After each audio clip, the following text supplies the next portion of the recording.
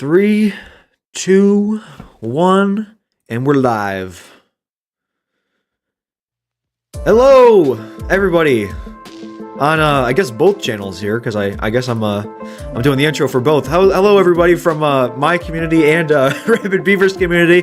Welcome to the crossover you've all been waiting for. Because I know, that's what we This has been actually, we're in the works for a while. We've been talking about this for a while, so it's actually good to finally be able to sit down with you, Rabid Beaver, and talk about the road ahead, do some roster reviews. So I guess, how are you doing? I mean, I'm doing great. You know, it's great to finally get the road ahead. We definitely have been kind of missing each other with the whole crazy school schedules. Ooh. Yeah, we both have, I think, very similar schedules when it comes to that. So I'm glad we were able to work this out pretty quickly, actually. So yeah, this works out great. I guess let's say hello to the chat real quick. Music, Lord Vader, Elabajir, welcome. If you want to do your chat as well, feel free. Oh yeah, Castiel, welcome. Krebs, make sure Castiel, since you're here, I do need you to be on the job for those General Kenobis. As much as you can, just because I'm not going to be able to watch chat that much, or as much during this stream, so, you know, keep an eye out, well, for those of you that are members. Apple E, welcome, Krebs, I think that's how you're saying. I'm just going to call you John, buddy. Welcome. Carter Brown, how are you doing as well? Nice to see you all. Welcome. This will be a fun stream. This will be fun. I'm excited about this. Same. If you haven't already, by the way, I guess I should say this. If you haven't checked out Rabid Beaver's channel, you can click his name in the title and it'll take you straight to his channel. Obviously, make sure you check out his channel. He does some great stuff over there. Lots of cool guides and discussion videos similar to me. So if you haven't already, again, check that out for sure. Yep. I mean, obviously, plug in, you know, Astro over here. Definitely go check out TheAsTroidmech. You know, really fun channel, honestly. Has a lot of cool content. I go and check out his streams all the time while I'm working. Very entertaining to watch as he tries to struggle his way through Grand Arena. Yeah, we're going through that that phase where everyone's 3 times or more GP than you, and they just throw everything on defense, and it's just so much fun. It's so lovely. I love Grand Arena matchmaking. That's Capital Games' way of saying, hey, you're too good at this game, you know? I suppose so, which is funny considering I'm pretty terrible at the game. So, I mean, hey, I'll take it, though. That's the thing. The difference between, like, someone who's not a whale and has a little bit of skill and someone who's a whale is usually astronomical. I guess, yeah. Brandon, welcome to the live stream. Thanks for hopping in to moderate this chat. I really appreciate it. And congratulations on winning your GAC, my friend. All right. Let me know whenever you are ready to move on to actually talk about the road ahead, or whenever, if you want to welcome your chat more, feel free. Just whenever you're ready. No, I think we're good for now. We got a couple lurkers, and welcome to those that are lurking, but let's jump right in. All right, let's take a look at this, y'all. The February Road Ahead 2024. All right, so before we get too far into the Road Ahead here, I want to know what you guys are thinking in our chats. If you want to say, just give like a general, is it good, is it bad, is it okay? What is your thoughts on the general Road Ahead? Because I think generally pretty much everyone's happy about most of it, but what's the consensus here? Is it like amazing? Is it okay? Is it bad? What are you guys thinking? I would like to know. What is your overall thoughts before we go in depth? Because obviously we're going to go in depth on this, but general thoughts before we get too far into this. Rabid Beaver. Loving the road ahead so far. Okay, Jay, nice. Apple E, clutching up against players twice your GP. Hey, it's how you know you're doing great. True. Nice. John, it's okay. It's okay. Fair enough. It's a W. All right. I'm gonna actually throw out a what is it called? You know, a thingamajig. A poll? Oh, that's a good idea. Yes. And that way people can, you know, just jump in and, you know, take a look. Yeah. Overall, it looks like I'm seeing mostly good things. I'm seeing good, not amazing. Overall, is what I'm seeing. Yeah, that's kind of what I'm seeing as well. Which I mean, I think there's a lot of really positive things in here. Yeah. And I'm not saying there's anything negative per se from what I'm seeing, but there are some things that I think a lot of us wish we would have saw in it that aren't there. Yeah. Especially for those of us who are, recently Lightspeed bundle users, because, all of us wanted news on that. Yeah. I think the thing here is that we kind of already knew everything here. I don't think there's anything in here that really surprises me at all. The biggest surprise, and I say surprise in quotes, to me is this new bonus zone, which is not really a surprise. It's just like a thing that's happening. So I don't know. And guild gifting. I will say guild gifting also was a surprise. But besides that, I do want to talk about the guild gifting quite a bit when we get to it. Yeah, for sure. I have a lot of thoughts. Yeah, the new bonus zone, I don't know. I struggle to get hyped about both new raids and new bonus zones and territory battles because of the fact that they stopped making a character associated with them. Like, if they made, oh shiz, what's his name? The guy from Book of Boba Fett. The guy, Not Cad Bane. I'm trying to... Are you talking about, like, Cobb Vanth, or... Yeah, Cobb Vanth. There you go. Thank you. Yeah. Yeah, I don't know why I was forgetting his name. Cobb Vanth. Like, if we got Cobb Vanth as, like, the character for doing the Crate Dragon raid, like, that would you'd be great. Able to, yeah, you'd be able to go do the Crate Dragon raid and enjoy the Crate Dragon raid, and even, like, players that... Because at this point, there's no one shooting for the Crate Dragon raid. Like, there is no guild that's going to be shooting for the Crate Dragon raid because they're all going to be shooting for Endor. So the Crate Dragon raid's never going to actually be played. And so, like, adding in characters like that would get people hyped and be like, oh yeah, our guild is going to focus down this for a couple months so that way we can get ourselves Cobb Vanth. Or, whoever it might be for whichever raid it is. Right. I don't know. I do wish they brought back the characters with the raids. I think that would have been a great idea. I guess they could have done like a... Well, they probably could have done like Endor Luke for the Endor raid, because they have the skin for it, and for Luke to sit on the speeder bike, right? So... Yeah, like, that would be great. They have the assets and a way to start it, although I don't know if they'll add another Luke, just because they have so many. Well, I mean, that hasn't stopped them before, but... True. I mean, hey, main characters make money. Main characters do make mone, so I wouldn't be surprised. Hey, we could use another Han for the Han team, The Han team, dude, that'd be great. Imagine character factions where it's just all the same character. Oh, that would be great. That would be so funny. The Rey faction. Oh my god. That would be hilarious. I mean, hey, technically, the solo faction is the only faction in game you can play as, because they do have a leadership ability, and there's 6 of them. And so you can actually play with just Han Solos. And the leadership I gotta ability, do that. Yeah, it actually works, because it's just the Stormtrooper Han one, and it's just a general increase to defense and a general increase to offense. Yeah, see, so if you guys don't know anything about my channel, I'm stupid. I don't know any of these stats and stuff off the top of my head, so I'm just gonna take your word for that. But I'm genuinely gonna pull that up and try that. That sounds like so much fun. Well, assuming I have 5 of the 6 unlocked, I guess, but we'll see. Lord Vader here's... wait, what is this? What is he saying? Take Drogon out and put in General Han Solo... Wait, hold on, what are you talking about?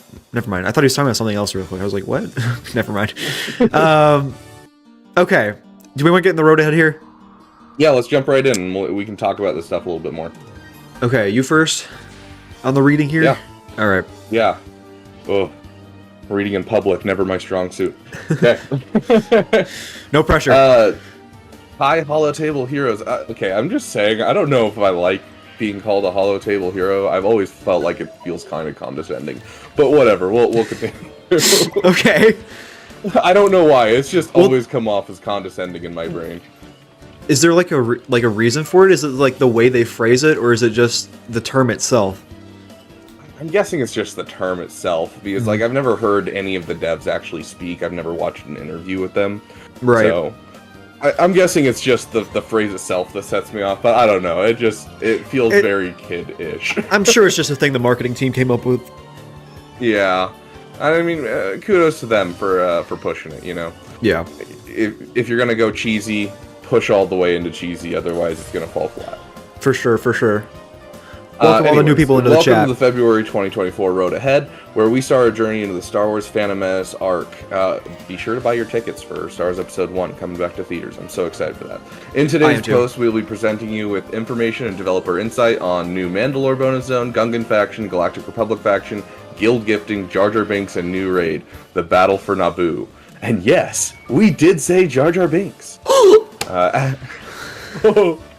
As a reminder, anything in the Road Ahead is subject to change, but without further ado, enjoy February's Road Ahead. We look forward to reading and watching your reactions. Hey, CG Devs, how you doing?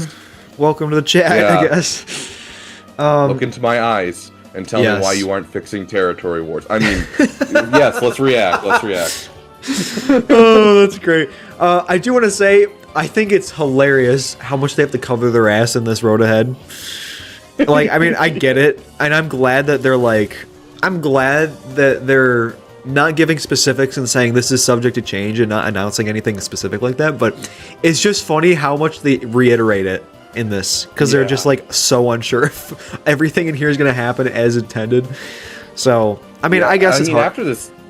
After this last year, like, I understand why they would do that. Like, Leviathan was just so rough dropping. Yeah. And, like, basically every character that dropped, like, Bo-Katan had the lowest adoption rate of any character ever, which is not surprising considering they made her completely not free to play by the time, she hit the shelves. Yep. But, like, yeah. Zarkson, welcome. Thanks for being here.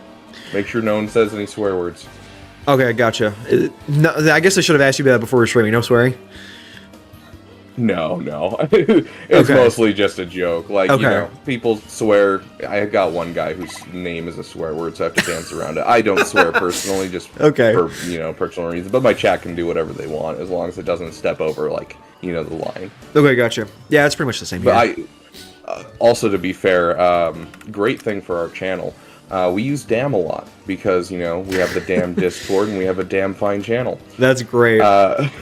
And damn is not a swear word according to YouTube, so it works out great. Yeah, if you haven't already, checked out Rabid Beaver's damn channel, guys. Come on. Yeah. There we go. So that's a great workaround. Great time. Yeah, I mean, I just have freaking HK47. That's all I've got, apparently. That's all everyone talks about with me, but that's, topic for a different stream, I guess. I mean, he solos every team. No, he just does not. Don't encourage my chat. He does not. So, okay. Rabid Beaver's chat, just so you guys know, don't upgrade Sith Empire Trooper over HK. Please. Just please, for the love of God. I swear to God, if I do one more roster review and I see a Relic 7 HK47 with a Gear 5 Sith Empire Trooper at 4 stars, I'm gonna piss myself, dude. He's not that good. Anyways. Agreed. Anyways, the first item for our discussion is the new bonus zone. New bonus zone. While we don't have full details on the new bonus zone, we are working on one and learning our inspiration from Star Wars, learning our inspiration from Star Wars Rebels. So you'll find yourself on a scarred planet riddled with conflict and heavily influenced by the Galactic Empire. So gear up your squad, prepare for battle, and help your guild to victory. Who is required? As we are still working on developing the new bonus zone, the requirements haven't been finalized yet. However, you can expect some of our new Mandalorian faction characters, of course the pay-to-win Bo-Katan, Dark Trooper Moff Gideon, and some old favorites like Sabine Wren will likely make an appearance. We'll be sure to post an updated list once the requirements have been locked in. So, when they say bonus zone, this is Rise of the Empire, yes? Yeah, so this is Rise of the Empire. That's what I figured. Are you doing Rise of the Empire right now? Yep, I'm doing Rise of the Empire. Yeah, we go back and forth between Darkside GOTB for Watch Shards and Rise of the Empire. Let's see. Can I open it right now? See if I can open it real quick. I don't know, because Territory Wars is going on right now. Here we go. Enter. Dang, I can't oh, yeah. The map. Ours is... Sadly, I can't look at the map. Ours is starting tomorrow. Yeah. Yeah. So, the if you look at the map, it goes like back and forth, and so there's empty spaces throughout the map, and so they've always been, looking into what can we throw in those spots to change this up, swap like the direction that the territory battles go for each faction. And so that was kind of the point of switching to Rise of the Empire, is something that they can add just a little bit here or there to make it feel fresh. Right. And so it's kind of along those same lines. Gotcha. Yeah, that makes sense. I think I've heard people speculate about this one for a while as well. So, I mean, I'm not surprised by it. It's just like the thing I was expecting least to be announced from the road ahead, I guess. Besides guild gifting. I'm curious if it's going to end up being therein to be being able to pitch us some more characters from season 3, because that will be around when it'll be a year out, and that's usually when they throw in characters from a season of a show. Right. And so I'm curious if they're planning on dropping a couple more characters that are required with Bo-Katan Mandalore on whatever node they're doing, kind of like they did with Zepho with the Jedi Fallen Order characters. Yeah. So, I wouldn't be surprised. I wouldn't be upset if they put in Vizsla. Yeah. Yeah, dude, he would be a fire. Vizsla. He would be a fire conquest unit. That would be great. He'd also be fantastic coming into the game to just boost Maul just that little bit it needs. Yeah. Because Maul's great against JMK, but he struggles against a lot of really base teams. If they can just give him a little bit more beefiness and survivability with another character, especially because we only have 5 Darkside Mandalorians that can work together right now. And I could definitely see them swapping out Django for pre-Vizsla, because I mean Django they're trying to push this trench team, and I mean correct me if I'm wrong, but I'm pretty sure they're pushing Django on the trench team. So yeah, Django is part of the base trench team. The kit works with it forces Django to taunt with Wat Tambor, allowing you to basically keep everyone under stealth except for Django sitting there out in the open with damage immunity. And so that's the point of the team. And so yeah, 100% I could see them dropping another Darkside Mandalorian to replace Django on that team. Yeah, that makes sense. Want to keep going? Yeah. Let's jump into the Battle of Naboo raid. What better way to celebrate the Phantom Menace 25th anniversary than the iconic battle on the planet Naboo? We are excited to give you all the early read-in and look at the next raid and the direction we are looking to go while we build out Episode 1 SWGoH Adventure. You and your guild will find yourselves in the middle of conflict, participating in the Battle of Naboo against waves of battle droids with no end in sight. So it sounds kind of like we're doing a similar to the Endor raid where it doesn't end, instead of the old raids where it was, you have a boss and you're trying to beat it. Mm-hmm. We'll be able to sustain all that firepower, gear up your Gungans, who will give you your best chance of survival and maximum point potential, which is wild to think they'll be the best, but hey, whatever. Our initial target date for this is around summertime, but we will keep you folks posted when we get closer to launch. Next, a word from our design lead for this raid. What has it been like to working on this raid? I always love hearing from the design team, just because they always sound so incredibly optimistic and so excited. And then some of them just hit the fan. Yeah. But hey, the design team, you guys are awesome, especially when you're doing the flavor. Absolutely amazing. I enjoy making events with narrative opportunities like territory battles, Jedi Knight Cal's hero journey, so working on the raid has been a lot of fun.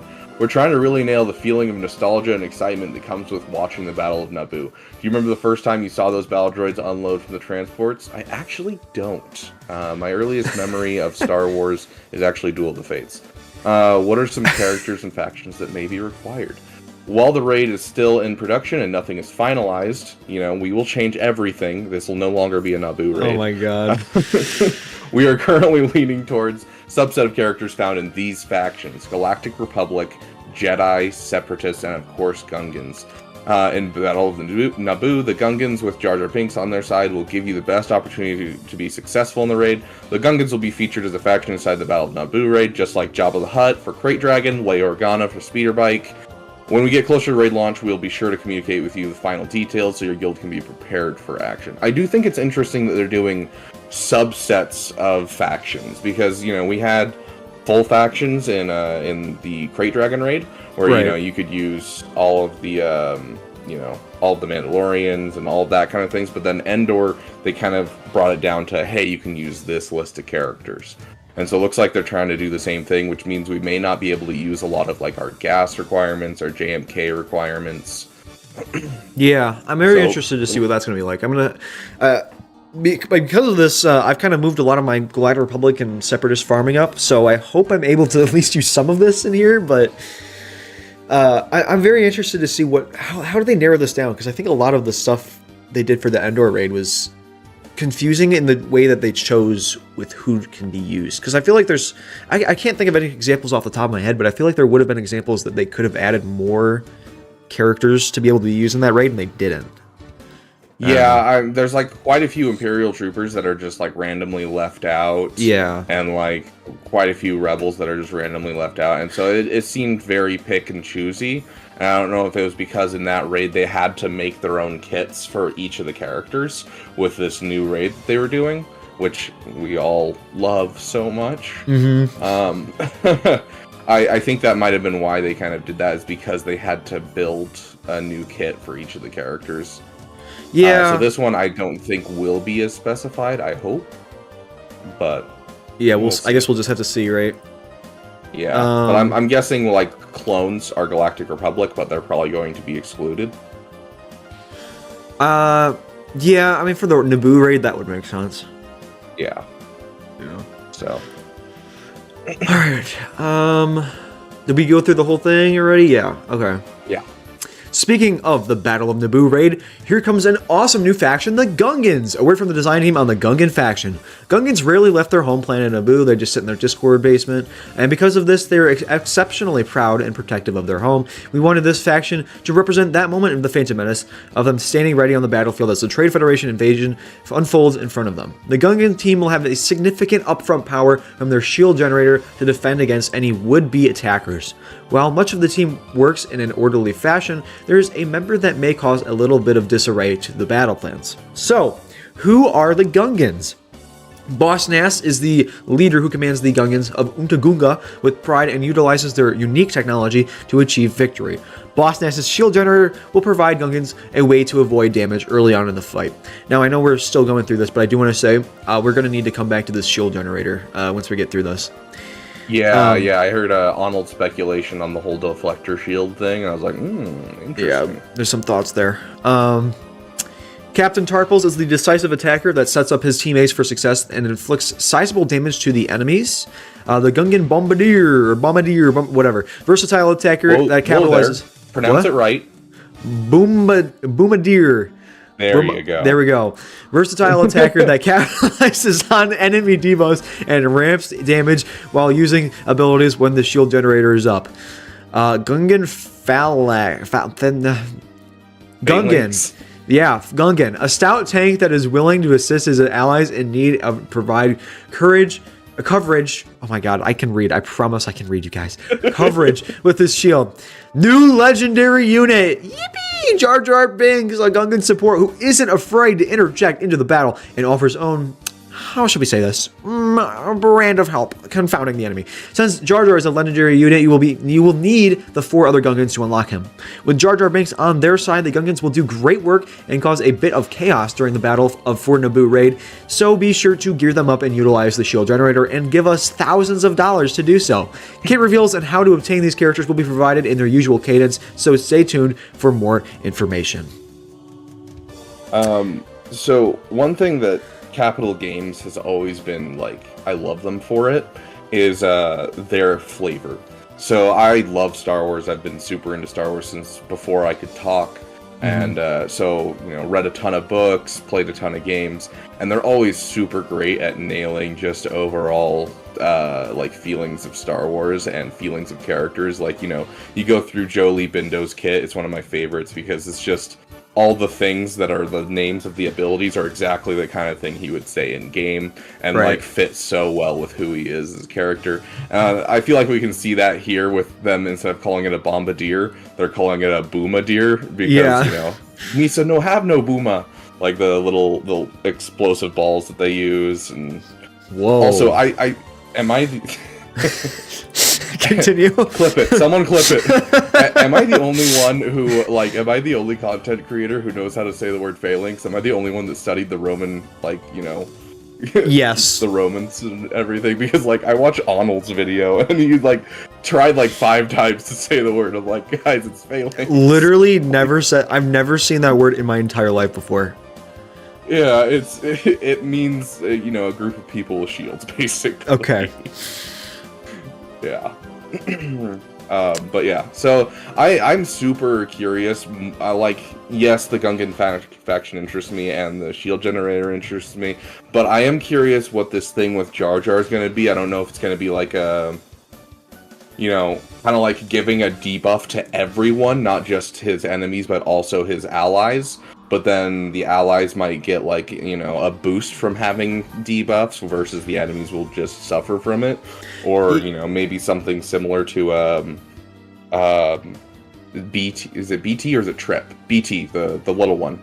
Where whenever he kills someone, he hits everyone, including people on his team. Right. So, I'm curious the chaos they're referring to with Jar Jar. Yeah, I've seen... Oh, Dope Man, welcome. Do we have a member that can get us a General Kenobi for him? Hold on. Griffin, you're so mean. I also, by the way, I don't know if you've known this, I did at the beginning of the year, I did a Galaxy of Heroes bingo. I just DM'd it to you if you want to take a look at it. We just knocked off like 3 things on the bingo from this road ahead. Oh, yeah? Yeah. Let's take a look. Oh, yeah, Jar Jar.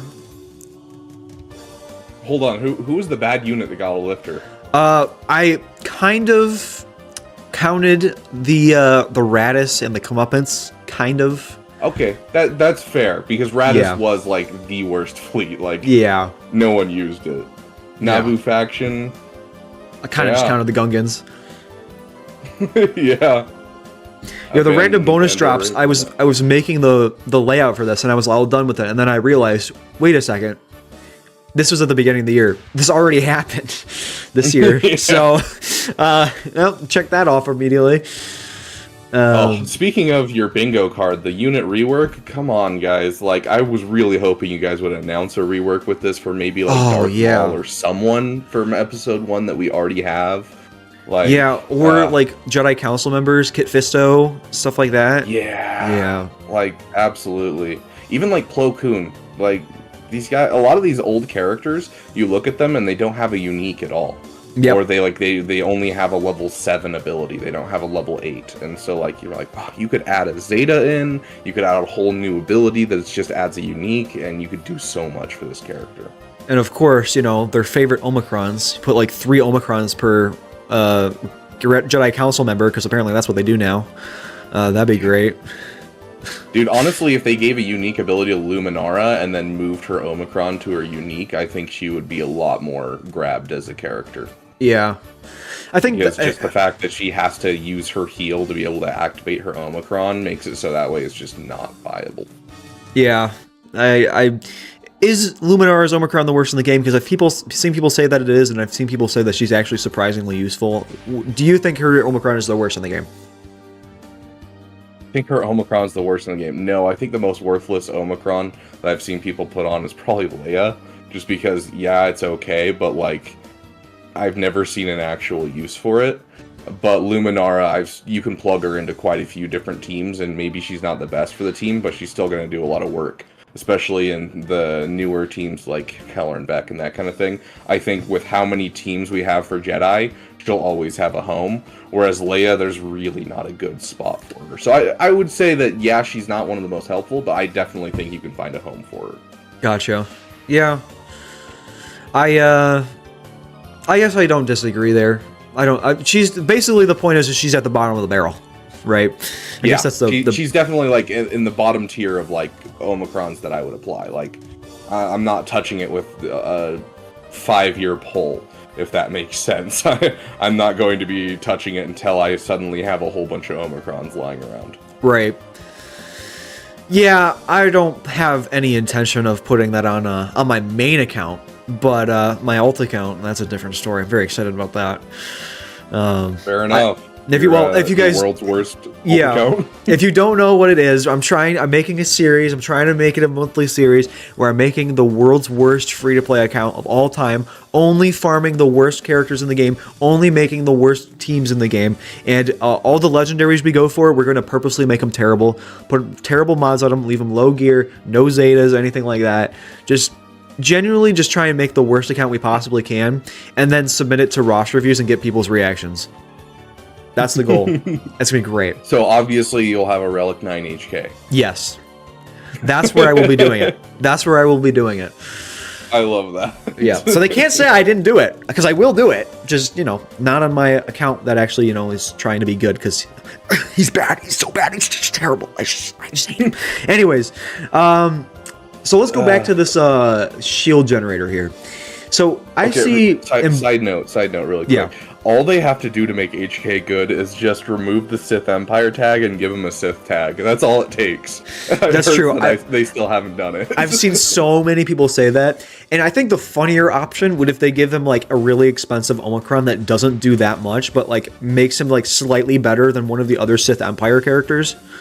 That would be the funniest outcome, where he's like the second worst character on the team now, but you knock someone else to do it. Give him an Omicron that's absolutely banger, except it's a Conquest Omicron. That'd be so funny.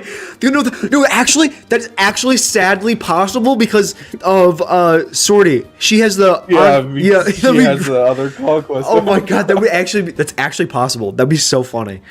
Oh, that'd be amazing. Oh, okay. Well, moving on from HK47. Yes.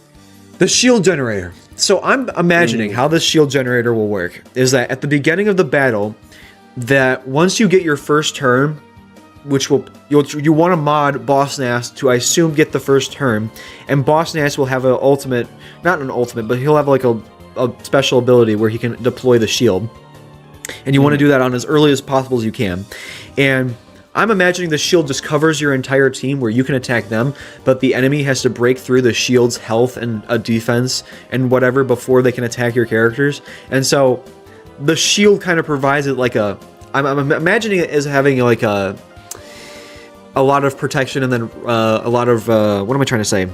Recover a lot of it. So they need to break through the shield, and then once they break through the shield, I wonder if that's when the chaos from Jar Jar's kit will happen. And I wonder if this will be a glass cannon team once the shield goes down. I hope not, but I mean, yeah, it'll be interesting to see because I think there's a lot that they could do with it. They have been leaning heavily into anti-turn meter teams this last year. Yeah. With the Tusken Raiders, the Unaligned Force user team under Seer. And so it could just be like a Boss Nass gets a bonus turn at the beginning and gets this ability, or it could be, each time, it's an effect that starts on the battlefield, so all of them have shield generator, and then, each time an enemy takes a turn, kind of like Cal Kestis, where they give protection up or something like that. They could be doing something like that just to make it so that way you can survive till your turns. I'm curious how they're going to do it, because they could do it a million different ways. I know Arnold was talking about it being like the deflector shield on the Radis, which is whenever an ally with deflector shield gets foresight, and then whenever they take a turn, they get plus 25% protection back. Doubled for resistance allies. So I think there's a lot of ways they could go about this. Regardless, it's a super interesting thing, just having this shield generator start. So I'm not sure how they're doing it, but I'm excited to see what they do. Yeah, I wonder how they're going to make it look good. Like, yeah, because you're going to have to cover the entire side of the screen, right? Yeah, so like if they go full on like Gungan shield generator, how they have it in the movie, like you're gonna have to do something wonky. Here, I'm gonna pull up a picture. Yeah, I was trying to figure out which one of these units might be like. Do you think because the Gungan with the tank, I'm not gonna try and say it, and the Bombardier, those kind of don't seem like they would be the creatures that are like riding on the. Yes, there is, Nick. Go ahead and go to the Discord. It doesn't seem like there would be any of these units that like seem like they'd be controlling the creature that like has the shield generator. I was trying to see in my like breakdown of the kit reveal, like if one of these characters would be like riding a creature that has the shield generator mounted on them, because that's what it was in the movie. I believe they had those like big reptile creatures that kind of remind me of the things those stormtroopers ride. Oh, I don't remember what they're called. Whatever. I'm trying to. That would be really unique. The thing the stormtroopers are called dewbacks. I don't remember what the ones from the Naboo are called. Yeah, the dewbacks. It's basically the reptilian dewbacks, I guess. That would be an interesting idea.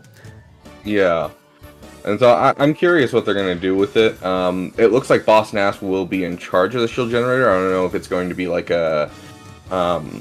It could be like a summon in the summon slot. Because obviously, like. Boss Nass, Boss Nass. Literally looked at Boss Nass, was thinking of Jabba the Hutt. Jabba the Hutt has forced into like the summon slot because he's so large. Right. And so, giving the summon slot over to that creature could work. But I'm very curious how they're going to do it overall. If they're just going to do some little effect like they gain a shield over themselves. Right. Or what? Do you think that they'll have a creature in the summon spot that will like take turns and stuff, like kind of like in the Geonosian team how you have the brute? Yeah, the summoned ally that actually takes turns. I think it's possible. Just to kind of keep that. I wonder if it'll be like a summon at the beginning of battle, but then once it takes a turn, it dies off and it only has like 50 speed. So you take a certain amount of turns, and then if it gains turn meter, you're kind of screwed. Mm-hmm. Yeah, so I don't know. Maybe it'll be like, forcing you not to gain turn meter, because it doesn't say any of these, like, there's, ramping damage, dealing a lot of damage, but there's nothing talking about turn meter manipulation at all. Well, I guess these aren't supposed to be, like, finalized kits yet either, right? So True. This is, as they've said a million times in this is all subject to change. So we'll see. But I think there's a lot, and I mean a lot of fun possibilities with this team. And I'm very excited to see what this is going to be like. What do you think this would be a counter to? Just like, taking a look at the base, what we know right here, what kind of things do you think this would counter? Without knowing any specifics. Like in lore, or just, what would you like to see this counter? I feel like this absolutely has to have a counter for General Grievous. As well as maybe Trench. But I think it's going to have specific ways to beat Separatists, just for the sake of flavor. Whether that be with one team or the other. I would guess that would be a General Grievous team, though. So it's probably something to stop a General Grievous team. Just because, they always like to add in a little bit of flavor that fits. But, if we have a pre-taunting tank with the Phalanx and, this shield generator, works fairly well. Nick, thank you for subbing. You're awesome, dude. I think that it could work for a lot of things. Like, with a pre-taunting tank, you're already looking at the possibility of maybe taking out Darth Revan. There's quite a bit that it could probably take out, but I would say their direct, like, antithesis is going to be droids. So. Also, I think Lord Vader needs more counters. So. Oh, yeah. Good point. Yeah, Lord Vader could definitely use a counter here. I think there's potential. Yeah. Especially because Jar Jar just hates Anakin so much, I think that would be a great counter. Just absolutely. For something to think about, yeah. In all seriousness, I wonder if they're going to replace Bo-Katan as the new pay-to-win thing that people are going to go for, and then make this a counter to Bo-Katan or something like that. I don't know how that would work, but I wonder if they're just going to sub that slot in for the new best team to pay-to-win to get at the beginning. Yeah, well, I'm curious what's going to happen, and I think a lot of people take a look at, whoever's the current meta, and they're like, hey, look, it's the meta, but we can't look at things like that nowadays. Like, we looked at Bo-Katan on defense back before she got her Datacron, and she wasn't great. Like, the reason she's doing great is because of her Datacron. Like, right. I'm pretty sure she could be Imperial Trooper, if I recall. And so, like, it'll be interesting to see kind of what they choose as their direct counter for something, but they have to make it somewhat big because A, Jar Jar Binks they've been waiting for it for a long time, and B, you know, they're always trying to get you to spend money, and an entire faction coming this year means they're gonna push it hard, and if it sucks, they're gonna push it harder. If we learned anything from the painfulness that was the 6 months of Inquisitors, yeah, it was just every Inquisitor was increasingly bad. And we got all of them, and we're like, this is still awful, and then they gave us Grand Inquisitor, and like, it's still bad. Yeah, that's when I was coming back to the game and taking it seriously, and that's the stretch I'm currently on, and I'm hopefully going to stay on. I vaguely remember that, and God, people were so mad that it took forever to get that back around, that investment back around. I don't know why it took so long, honestly. And then they doubled down and were like, okay, you're not spending on our characters. We're going to make a character that makes all GLs obsolete. All you got to do is Relic 7 all of these characters you hate. Yup, of course, right? That was one of the times of all time. Oh, yeah. So, do we have anything else to add to the Gungan section here? I just think that the flavor of Captain Tarpals being the damage dealer is always nice, because that was the one time I actually voted for the Gungans, was that episode of Clone Wars. Yeah. Where he took on Grievous. Dude, Captain Tarpals is by far the best Gungan. Like, not even close. Far. Not even close. Yeah. I also think the Boomadir, it sounds kind of like the Sith Marauder, with the way that it capitalizes on debuffs and ramps damage. So I'm curious what they do with the Boomadir. I actually think he might be one of my favorite characters on this team, even though he doesn't have a name. Yeah. You know how, like, in the game, I've talked about this before on streams, you know how in the game they have characters that do these stupid, in my opinion, terrible voice acting lines, where they'll have, like, Darth Vader when you guys go, "Hello!" You think they're going to have a bunch of these voice lines for these Gungans that are, like, unique? Because that would be so fun. It would be fun, and I think there's a possibility of doing it, because, I mean, they've done it for different characters, and they do it more for newer characters. And so I definitely think it'd be a lot of fun, and I think that they might do it just for their own sake. Like, just, you know, have their own people working for Capital Games just be like, yeah, let's get into a box and do this. That'd be so funny, yeah. Just imagine Crumb being the voice for Boss Nass. That'd be great. Oh, that'd be so great. Yeah. All right. Okay. You want to move on now? Yeah, let's go on to the Queen Amidala. All right. Hold on one sec. Let me double check through chat, because I haven't looked really. Oh yeah, we should go through chat real quick. Yeah. So welcome, Nick. Happy Sunday to you as well. But yeah, so roster reviews. If you go to our Discords, either one of our Discords, we both have a roster review channel. We're gonna go there first for checking for roster reviews. And then we'll look at chat next, and we're just going to take turns going out of our Discords, basically. Yep. So go ahead and hop in that queue. Pyomai, welcome. Yeah, I hope the Gungans have Grand Arena Omicrons too, just because I hate Territory War Omicrons, and especially, dude, the pain that I have seen of people getting the Lightspeed bundles and being like, oh yeah, Finn has an Omicron, he's a great team with Zori, I'm gonna drop it, it's a Territory War Omicron, right? And it's like, nope, it's Territory Battle. Oh my god. Rabid, I'm gonna interrupt you real quick. I have someone in my chat, he's a new regular, his name is Lord Vader Best GL, and he goes, no, he doesn't need more counters! Oh my god! Oh, that was great. Nightbot had to time him out for a second. That was so great. Yeah. I love the Lord Vader, like, people that are just total Lord Vader fanboys. And I get it. Like, Anakin's one of my favorite characters in the game, and I really want him to be good, but... Yeah. He's just got too much going against him, man. He's just got too much going against him. Welcome to the live stream. Absolutely.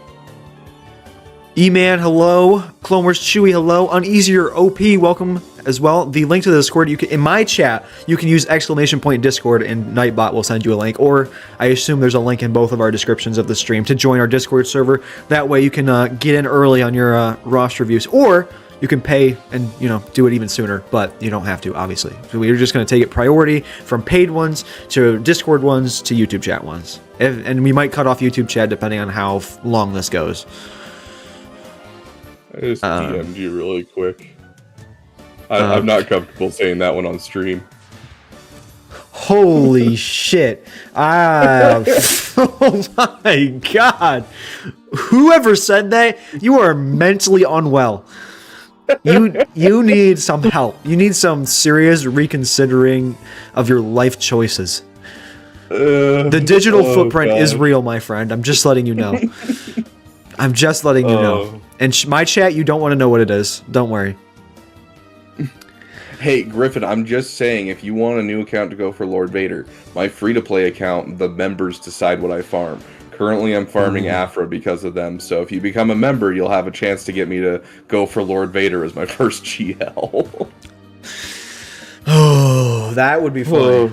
That would be fun. Yeah. I like that idea. I need to include that for my tier 6 members, is like them having more say in content. I think that's a great idea. Yeah. Let's see here. I had something I want to say. Lord Vader says they're definitely going to give Jar Jar a raid Omicron like the Scout Trooper or something. I don't know about that. Well, I really hope they don't. I could see them giving someone on this Gungan team a raid Omicron, like maybe like the Bombardier, but I don't think Jar Jar. I think they're going to specifically give him Grand Arena Omicron because they want people to go for him, and they know people prefer Grand Arena. Yeah, like if they were to rework, one of my viewers actually just said this. He said, "Would I like Territory War Omicrons if Territory War got revamped with good rewards?" Like absolutely. Like I would start being a lot more invested in Territory Wars if they were to do that. And like, that's the thing, is that's one of the big hopes I was hoping out of this, was maybe we'd get a little snippet about, hey, we're looking into Territory Wars, but no. This Lord Vader best GL guy is telling me that I should get Lord Vader as my last GL on my worst account because he's so good, and you should get Leia first. I don't know. I really don't know about that, buddy. If I ever go for a GL, I'm not going to, but if I did go for a GL on that account, it might be Lord Vader. It might be Lord Vader. My Lord Vader was actually my second to last on my list when I was first making my farming plan. But then, because Rey just doesn't share requirements with anything, right? Yeah, and her requirements just weren't great at the time when I was looking at it because the story didn't exist. But like now I have Rey, so I guess Lord Vader's my final galactic legend I'll get. Yep, that's exactly the same story I had. Yeah. Naboo is a part of the Galactic Republic, but it would be great if they also had a separate tag. I agree, Clone Wars Chewie, but it doesn't seem like they're going to be adding enough units for specifically a Naboo tag. I mean, if they do that, though, they can afford to put in more units. We'll talk a bit about this a little later, but it would cause them to put in units that we normally would be like, oh, we're going to steal for other teams, right? But then make them so they're only good if they have like a Naboo leader kind of thing. Right. I know we're not really getting into this, but everyone's already talking about it in my chat. The two characters with Queen Amidala is absolutely Captain Panaka and young Obi-Wan. Oh yeah, that is 100% my thoughts as well. But the problem is, if we get a young Obi-Wan, he's going to have the Jedi tag. Yeah. And so this is actually what because we were about to get into this, so we might as well jump in right now. Yeah. With Obi-Wan, I feel like they have to give him some way to make it so he doesn't get pulled away to Qui-Gon, because everyone's going to want to throw him on a Qui-Gon Jinn team. Like, just out of flavor, out of love of the character, because everyone wants him. He is, like, the absolute obvious choice. Right. And so, like, giving him the addendum of, like, giving them a Naboo tag, and then being like, if he's under a Naboo leader, he has kind of similar to the Rule of Two Bane kind of thing, where one unique turns off if he's not under the right lead. So, I don't know. We'll see, but I think it's going to be hard for them to justify dropping a Galactic Republic Jedi and not being pulled onto another team. Right. I'm seeing a few other people having some good ideas in the chat. I'm seeing Naboo Pilot, and that way they can have a N1 in the game. Or I'm also seeing Yaddle. Yaddle. I I like the idea of Yaddle. I don't think we'll get her though, because yes, she appears in episode 1, but the only reason anyone knows anything about her, unless you've read the comics, is because of Tales of the Jedi. Yep. And we're focusing more on the Phantom Menace than the Tales of the Jedi. Very true. It does take place at the same time, so I think also there is a chance. I'm not saying a high chance, but because Omega is in the game, there's a chance that we get young Anakin as well, and then we get an N1 that way. Yeah, but they don't want to put kids in the game because then you have to kill kids. So even though they keep doing it, that's what they keep saying. So we'll see. The problem with like saying, see if we can find it. We'll find it as we read, but wherever it says iconic characters to go with, and like a random pilot's not iconic. I had an idea. Imagine you had like. You ended up putting like a bunch of kids. You have like Grogu, Omega, young Anakin, kids like that, and then you have Lord Vader. Oh my gosh! Add a special unique to Lord Vader. Oh my god! The Lord Vader lifter against kids. Oh my god!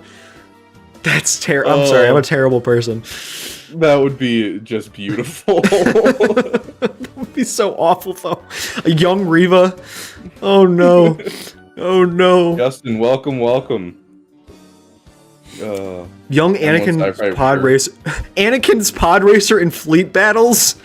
What are you talking about? Lord Vader goes, yes. Gosh. He goes, yes, we need this. Yes, bro.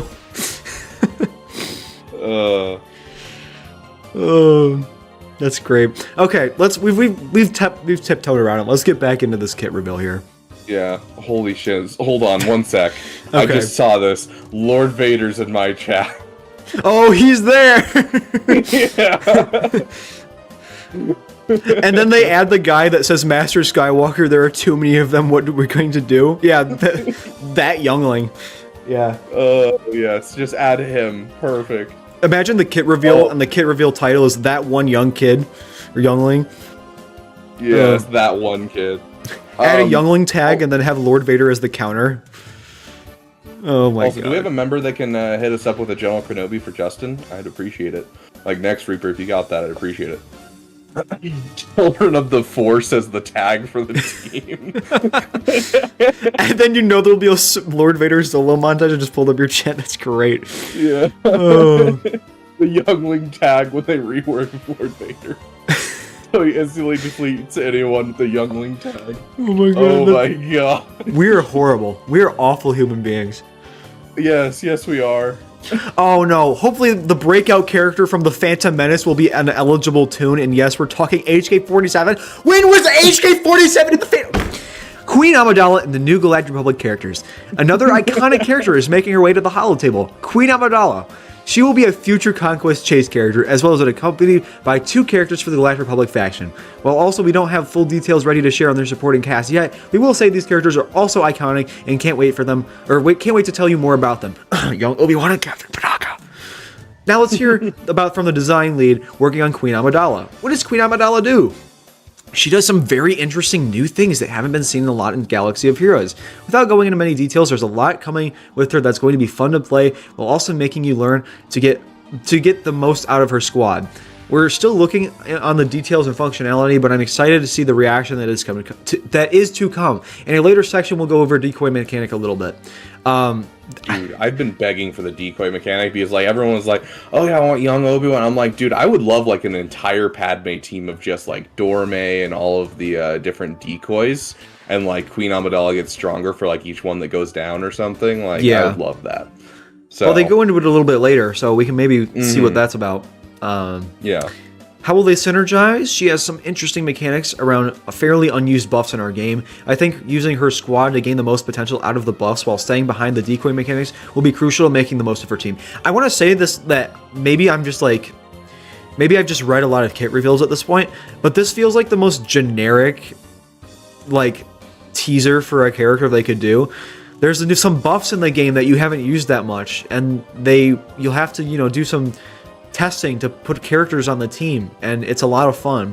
I don't know. Yeah, like it feels like they're half baked with their like what they have solidly for her. They're like, they have an idea of what she wants to do, but they haven't finished. Like, they spent their whole time figuring out the decoy mechanic, and then the rest of the character, they're like, we're not sure yet, but the decoy mechanic. Well, isn't she the next conquest unit? Isn't that this announcement? Because they said a month ago that it was the next one is a light side. Next decoy, yeah, or at least that's what we're assuming. It could be the one after that, right? But like, we haven't had any announcement or anything for the next character. Imagine we just had like a year and a half of just dark side units, and now we have a year and a half of just light side units. Honestly, I'd be down. I feel like overall it's been heavily skewed towards dark side lately. For sure. And like, especially with newer accounts, dark side is kind of all that you see in their accounts. Yeah. Because, SLKR, Job of the Hut, it's been a lot of, farming plans that suggest pure dark side, because a lot of light side characters have way too many requirements for people to get. That's exactly what my account kind of looks like right now. Is, I mean, besides besides lightspeed stuff, and besides requirements for other GLs, because originally I was going to go for Sith Eternal, and then the lightspeed head bundles happened. So besides like other requirements for stuff like that, I mean, my roster's pretty much all dark side as well. So I mean, unintentionally, I've also fallen into that trap. Yeah, so honestly, I wouldn't be surprised if they try to kind of take it the other way to encourage people to get on the light side Galactic Legends and that kind of thing, just to, bring them more money, because obviously it's an untapped side right now. Yeah, for sure. Not so much. 2 years ago, not so much. But as of now, it's just so incredibly dark side filled. It's just crazy. Yeah, I'm gonna write this down. I need to make a video of going over like the next year of light side conquest units. All of your hopes and dreams for conquest units. Oh yeah, conquest units to make the game mode actually worth playing. I hate conquest. That's what Bane did for me. I have never actually tried in a conquest, and then Bane was announced, and I was like, oh, I'm in, all in. Yep. Okay. I didn't even realize it, but I hit 4 million GP around the time that Bane was announced, which is crazy because I'm like almost 6 million GP now. But around the time that he was announced, I was like 4.5 million GP, and I didn't even realize that I've never fully completed normal conquest because I just hated it that much. And so I had to like grind out normal conquest to get to hard conquest so I can get Bane. Nice. Yeah, so, like I had never gotten Red Crate before, then this last time I got Red Crate, which means I get Bane day 1. That's awesome. I'm like, I'm sitting here so excited, but I'm like, dude, it's taken so much to get through this conquest. Like, I have to play conquest daily, and it's draining my will to live. Yeah, I'm also playing conquest very regularly, doing 3 or 4 refreshes, and I still didn't get Red Crate, but I did go a lot heavier on my Datacron farming this last conquest unit cycle because I really liked this Datacron set. Oh, me too. But I wish I had gone heavier, but I was so focused on getting Red Crate, so that way this last Bane one I could just relax and do Gold Crate. Right, yeah, I gotcha.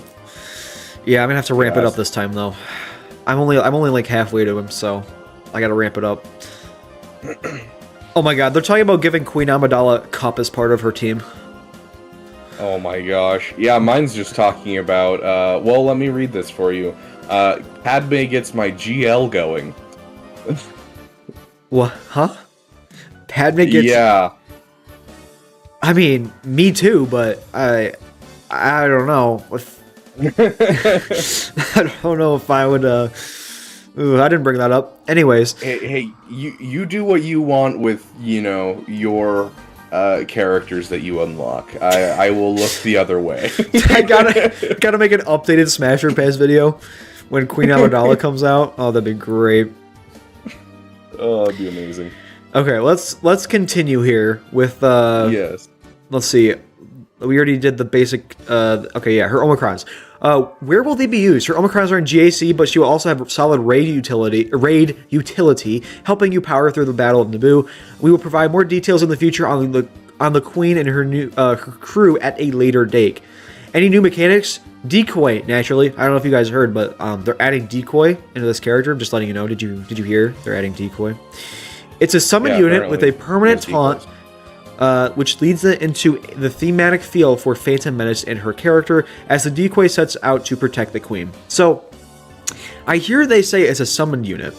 Do you think it's just going to be a summon unit, or is there also going to be, like, you can throw in the character as a, like, the handmaiden, and that way you, like, it'll increase the amount of decoys you have or something like that?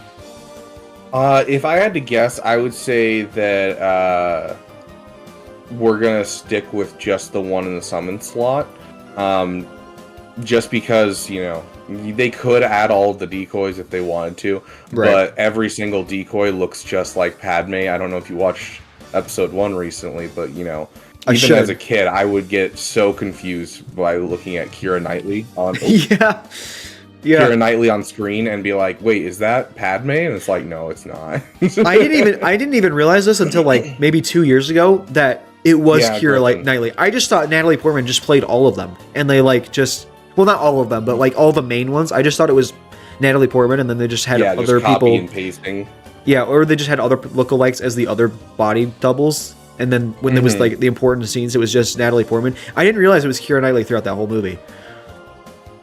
Yeah, and crazy. Rose Byrne too, whoever that is.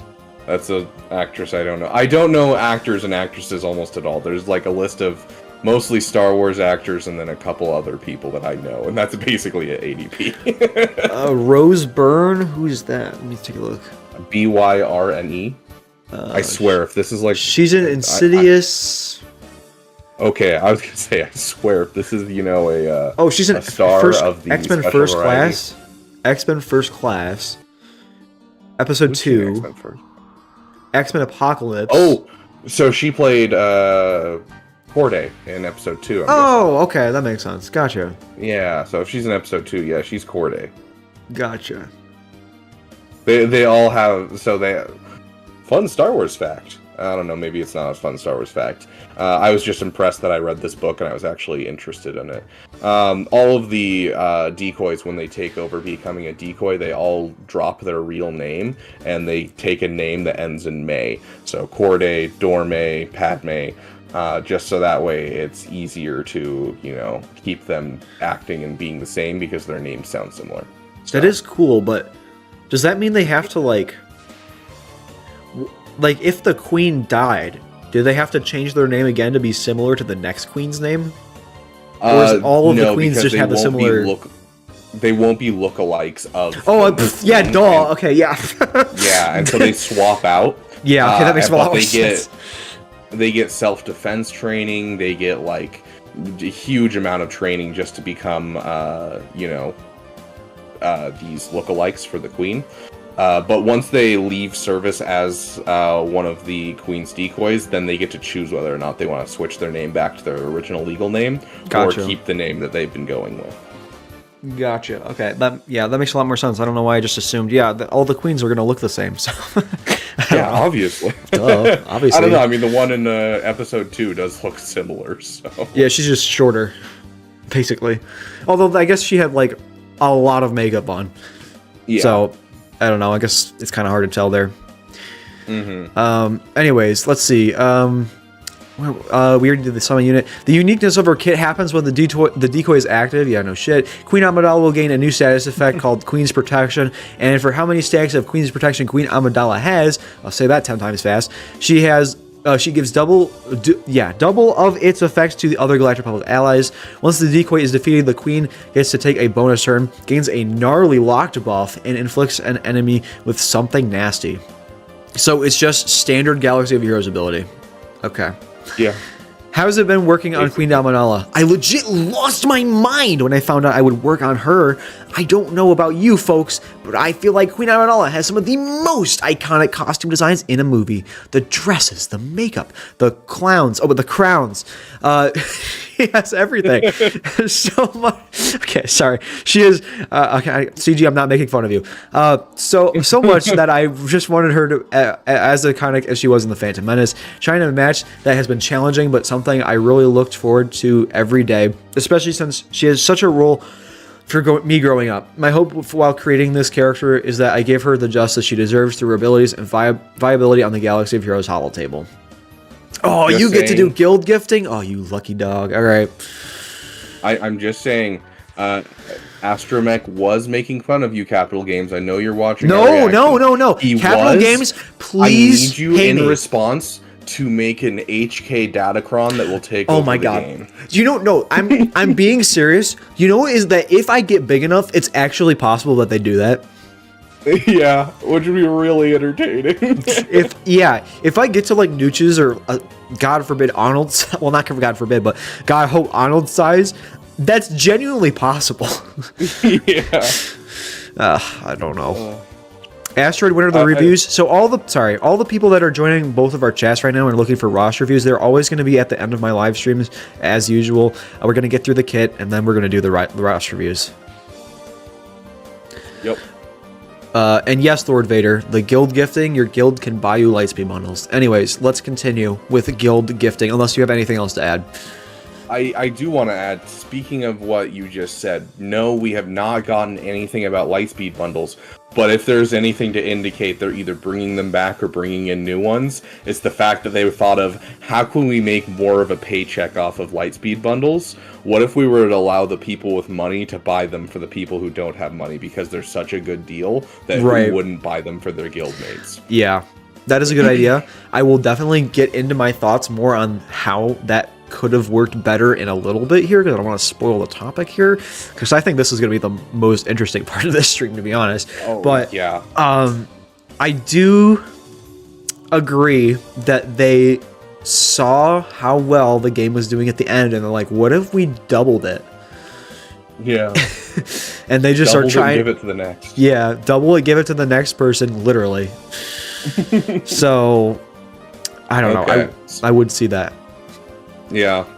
Okay, let's get into this. Last but certainly not least, a feature that's been requested a ton in our surveys. Sure. You're funny, Sushi.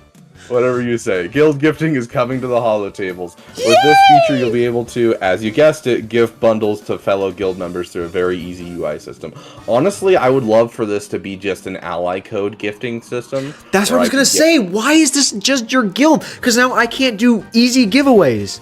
I can't... Yeah, like I'm literally like sitting here, I'm like thinking, maybe I should ask my guild leader if like we can keep one spot open so I can just pull someone in and then gift them something as like a giveaway. And then I also have the issue is because, you know, we're content creators. What if someone wanted to like troll us and then send like buy our free-to-play accounts Lightspeed bundles? Can you like deny it? I'm really hoping that they do the Steam thing where you can deny a gift, because otherwise, you know, it's going to ruin some free-to-play accounts. Not so much, like, obviously you can't ruin a free-to-play account if it's someone normally, but, like, content creators are the problem, where it's like, we're trying to show that you can play this game free-to-play. Yeah, I would be... And then someone just buys us something, and then we're just screwed. Now we gotta restart. Yeah, I'd be so pissed if someone bought me, like, a Revan bundle, and I just had, like... Oh, like Jolie and Basilorello. I'd be so mad on my free-to-play account. Oh, dude, on my main account, I'd be so pissed if you guys trolled me and bought me the next Lightspeed bundle. Like, dude, how dare you? It would suck if you got me all the Lightspeed bundles for free coming out on my birthday. Guildmates, on my birthday, the Lightspeed bundles. Oh, man, dude, that would suck. But yeah, no, like it's a weird thing to have a problem for, but considering that this company doesn't really push itself out there. Most of its like getting out there comes from the content creators, and so you know, harming the content creators' free-to-play accounts can actually be detrimental overall. So yeah. Lalna in my chat says you won't be able to deny the gift because in order for you to get the gift in your mail, they would have to have already paid for it, and CG won't do refunds for them.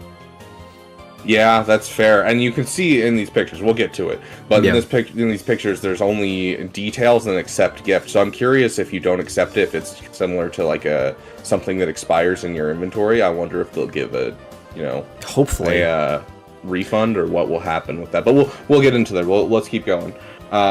Very easy UI system. Look at that. You know, for something where you spend money, we can finally have a good UI. Beautiful. Dude, the modding was so bad for so many years. I'm so glad they did that UI. Oh yeah. Below you'll find a few images from our prototype builds that will showcase to you how the feature will work. Go to the gifts in the store tab and select the gift you want to give. So it looks like there might be only certain packs that you can gift. That's good. Little side note that I'm curious about. Let's say, for instance, that $5 pack that gets you the 25 of each Cairo that I always pick up if I have the money lying around. Right. I can only purchase a max of 2. Does that mean I can Venmo my guildmates and then they can purchase 2 of them for me as well? That sounds like a great... Actually, I think so. That sounds like a great idea, actually. Yeah, so like if they don't take that into account, CG, stop listening for the next 30 seconds. If they don't take that into account, we could take advantage of this really well and boost some characters in a guild to be able to get some solid stuff going. So if you're like, oh shiz, I need this done by the next territory battle so that way we can get this platoon done, your guild can help you out and just be like, okay, everyone send them some Chirotechs. So you bring up a great idea. Well, I mean, we kind of were starting to talk about it, but going more in depth into how this is going to affect guilds. I've seen some people with the concern that this mechanic is going to completely ruin guild recruitment by saying, "Oh, well, I'm only 2 million GP trying to get into a 500,000 or 500 million GP guild, but I'll buy you all the Lightspeed bundles and I'll buy you whatever bundles you want if you let me in," and that's going to like. I've seen people worry that that's going to ruin the dynamic of bundles, and I just want to say, before we get too far into this, because I know people are going to bring this up, I think that the higher end guilds are not going to be affected by that because all of the officers and the leaders probably are already either buying it themselves or don't need to buy it because they probably have it on their roster. Because typically, if you have a guild, if you're running a guild, you probably have a higher end account. Most people, anyways. So I don't know if that's going to affect it too much. I would love to hear your thoughts on that, but I've seen concerns about that. yeah, I think that sorry, hold on. Today's the 18th, right? Okay. Yep. Sorry, side note. ADHD gets to me sometimes. I think that we already see that in Galaxy Heroes. If you look at the top guilds, you see that they have like a quota that you're supposed to spend each month and things like that. It already happens kind of, but like trying to get into guilds by leveraging packs, I think actually isn't going to be too much of a problem because, it'll be helpful for a couple guilds, and yes, there will be guilds. I know of a specific guild I am thinking of right now that I've been in that I would be like, yes, I know that these officers would let someone in for that reason. But 99% of guilds aren't going to because they'd rather see another person spending money on their own account trying to get it up and get it running. Because, if you say, hey, I got this big of an account, but I'm a whale, that already makes the account more likable to someone. But to saying, hey, I will spend money on you guys instead of my account, it's like, so we're going to have a dead account, but I might have a little bit better stuff. And so, honestly, I think it's fairly balanced to the point where, you're probably going to have a couple that are like that, but they're going to be the ones that you probably don't want to be in the guild anyways. So, right. I honestly don't think it'll affect too much with guild recruitment. I just opened your chat for a second because I have both tabs open, and I see Dank Ideals saying we can gift packs to guildmates, but we can't open all ally points. That's great. Just a quick side note speaking of that, have you looked at the prototype pictures and noticed that they have 1 million ally points they can't spend? Oh my god. Jesus Christ. I didn't even think anything of it, but oh my god. Yeah, I saw that. I was like, someone doesn't have hot utils. Sucks to suck. It's almost like you guys should add something in because you struggle with this too. Yeah. I don't know. I really don't know why this is such a point of contention. You'd think this would be obvious. You'd think this would have been something they added like 6 years ago, but... Especially it's a huge source. Like, I just opened 25,000 of that stuff, which doesn't take me long to get. That's a couple days worth. And I got 60 shards for my shard shop, and I'm like, heck yeah. Yeah. I'll spend a couple weeks where I don't go into my hot utils, and then I'll go in and do it, and I'm just like, oh, there's 400 shards. Sweet. Let's get some year 13s. Yeah, I don't have hot utils or an auto clicker. What I'll do is, like, if I'm in class or something and I'm bored out of my mind, I'll just pull up the game and I'll just spam the bottom right corner of the ally point pack and just keep clicking it. spam that for like 45 minutes. Yeah. I do the same thing with my free-to-play in class. That's great. Yeah, that's just how I do it. I don't know. But yes, ADP, you could spend 100k at a time in the Datacron shop, but you're not getting a very good, return on your investment. I'd rather just be able to open the bronze impacts. yeah, since I was going all out with my my Datacron farming last Conquest season, I did that and I felt so bad about it. I had like 200,000 saved up, by the way, so like it wasn't like I spent all of it at once, but in my opinion, I would have rather bought that Datacron stuff that I bought than have to sit there for an hour and a half to open all that. But still, it's not like, if you don't have a lot of it laying around, that's not a good investment with it. So yeah, so but yeah, so sorry, what is the Hyper Datacron bundle? I don't know if I've ever seen that before. I literally was looking at these packs and I'm like, I don't know what these are, but I don't want to say anything because maybe I'm just stupid here. But I don't know what these packs are. The Sabered Hand and the Guardian Mech, those are the ones that just give the 30 shards, so you can finish up without having to spend money. This top row I figured, but this bottom row is like a little different. Yeah. So I don't know.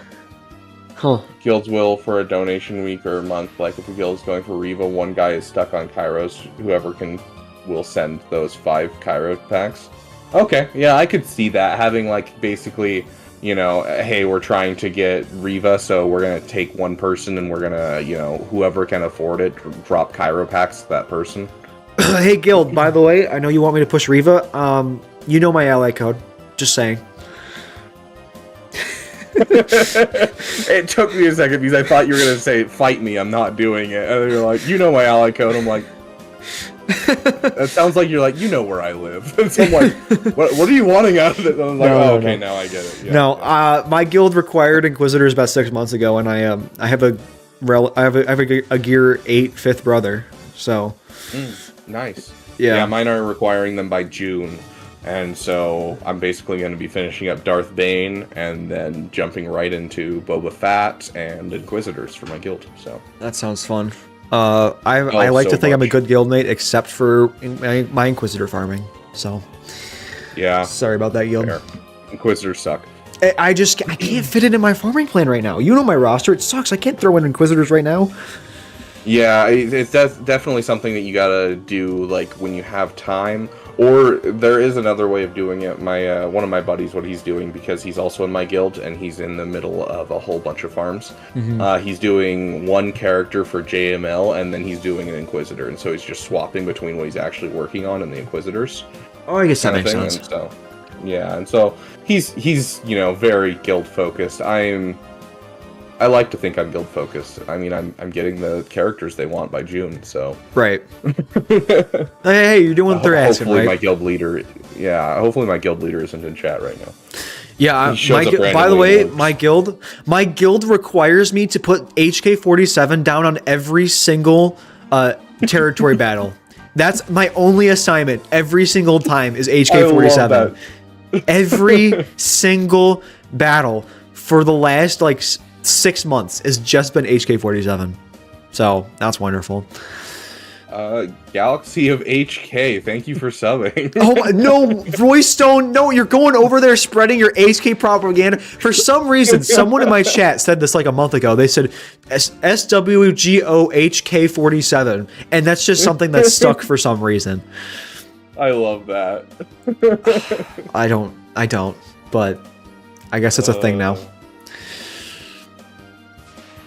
No one gets to do that. Ideals apparently just did the math, and if 50 people sent one of those packs of the Chirotechs, you'd get 1250 of each of the shock and computers.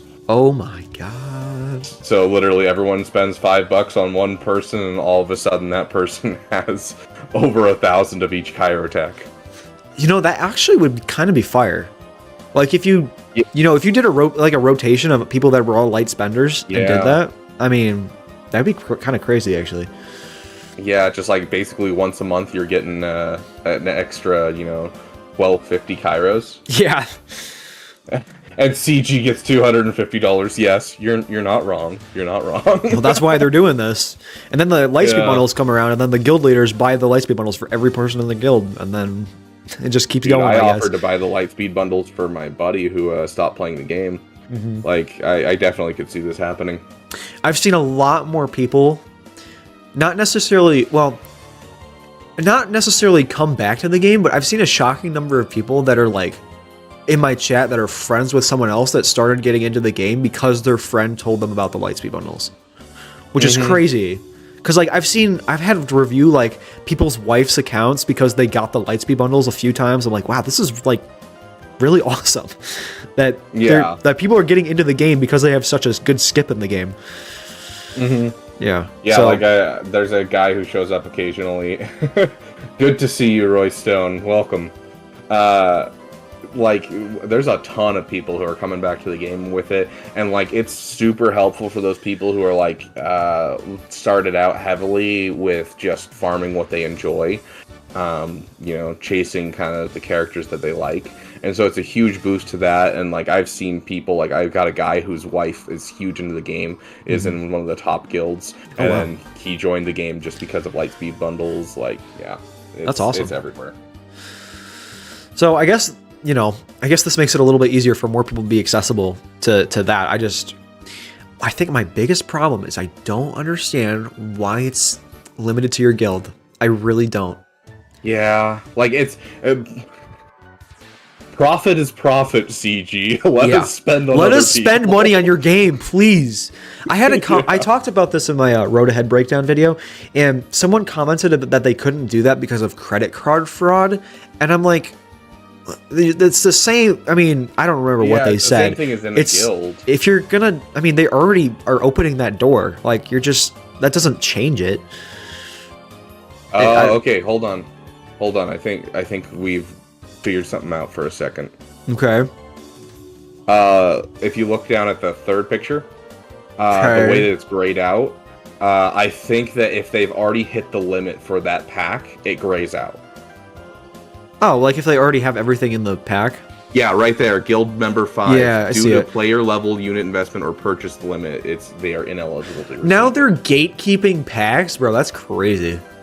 I mean, it makes sense because we just figured out you could give 1,250 Pyrotechs to one person, so... Well, I mean, but you can still buy those packs on my free-to-play account. Like, I'm not going to, obviously, but like it's still an option. Like, you can still purchase it at that level. I don't know why you wouldn't be able to gift it. Yeah, so the player level thing is going to be for certain packs. So, like, for instance, Lightspeed bundles are not available till you're level 85. Right, yeah, that makes sense. And so... like, it makes sense to a certain degree because there is a player level limit. I am curious, are they going to allow you to buy hyperdrive bundles for other people?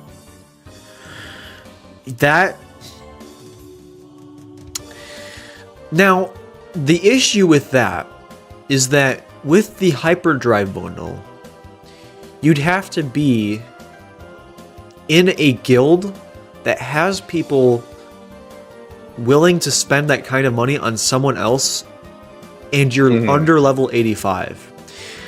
So to be in a guild where your guild... and no, because this is a gift tab, and so it's a separate tab from the regular store. So they might throw it in the gift tab as something you can purchase for other people. I see what you're saying with that, but let's think of the scenario here. You'd have to be under level 85, get accepted into a guild that has officers and a leader that are purchasing regularly for their players, and again, you're under level 85.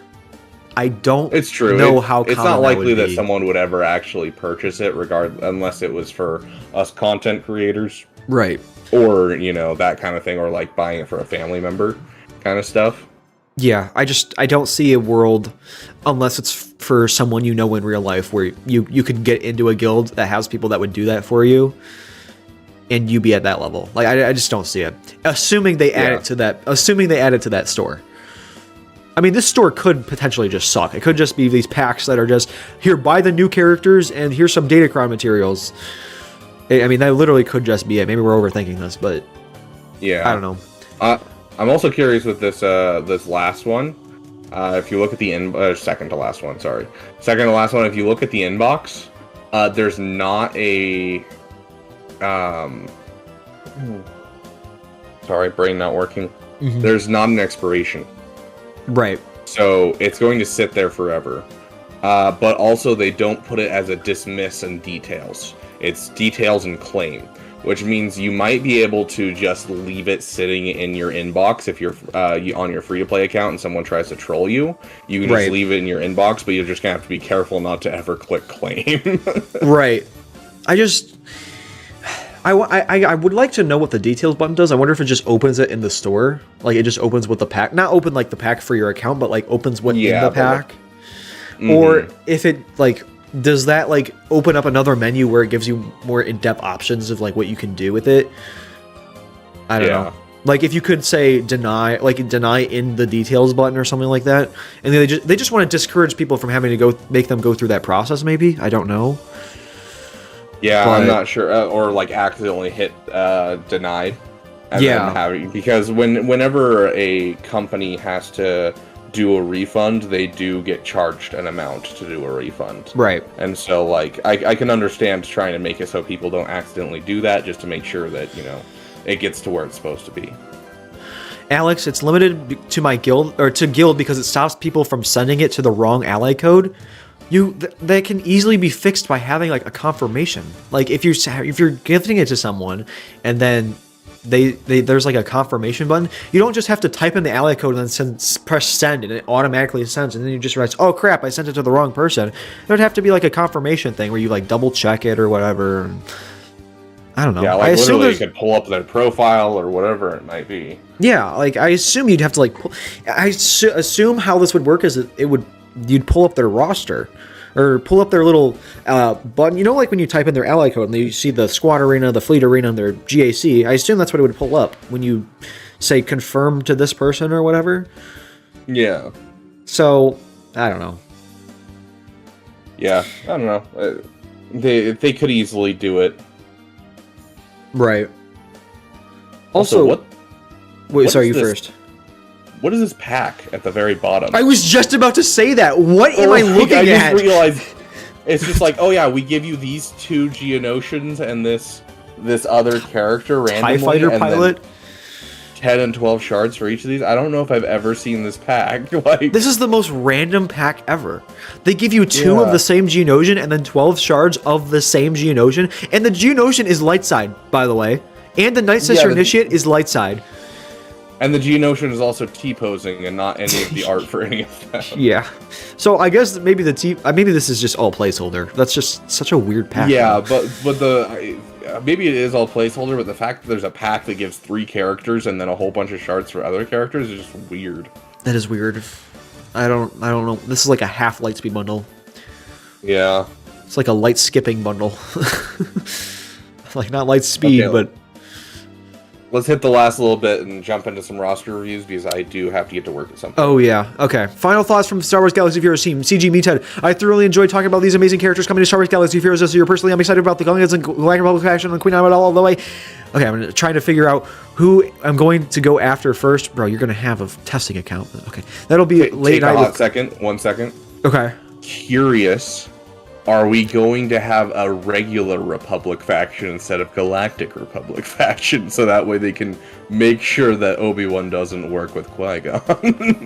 I wonder. I think that would be too repetitive, though. I don't know. It would be probably too repetitive, but just the fact that they called it Republic faction under Queen Amidala. That's true. Like, well, they said the Republic faction. Separate thing. They said the Republic faction, not a. It's fair, yeah, I don't know.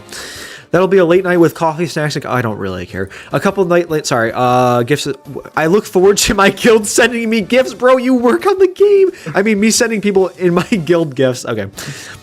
Conceptually, the raid feels awesome. Having been able to sit in the meetings for the Battle of Naboo raid, I can easily say the passion and excitement displayed by the folks working on the raid, especially for how they want to capture the moment properly, has been exciting to see and experience.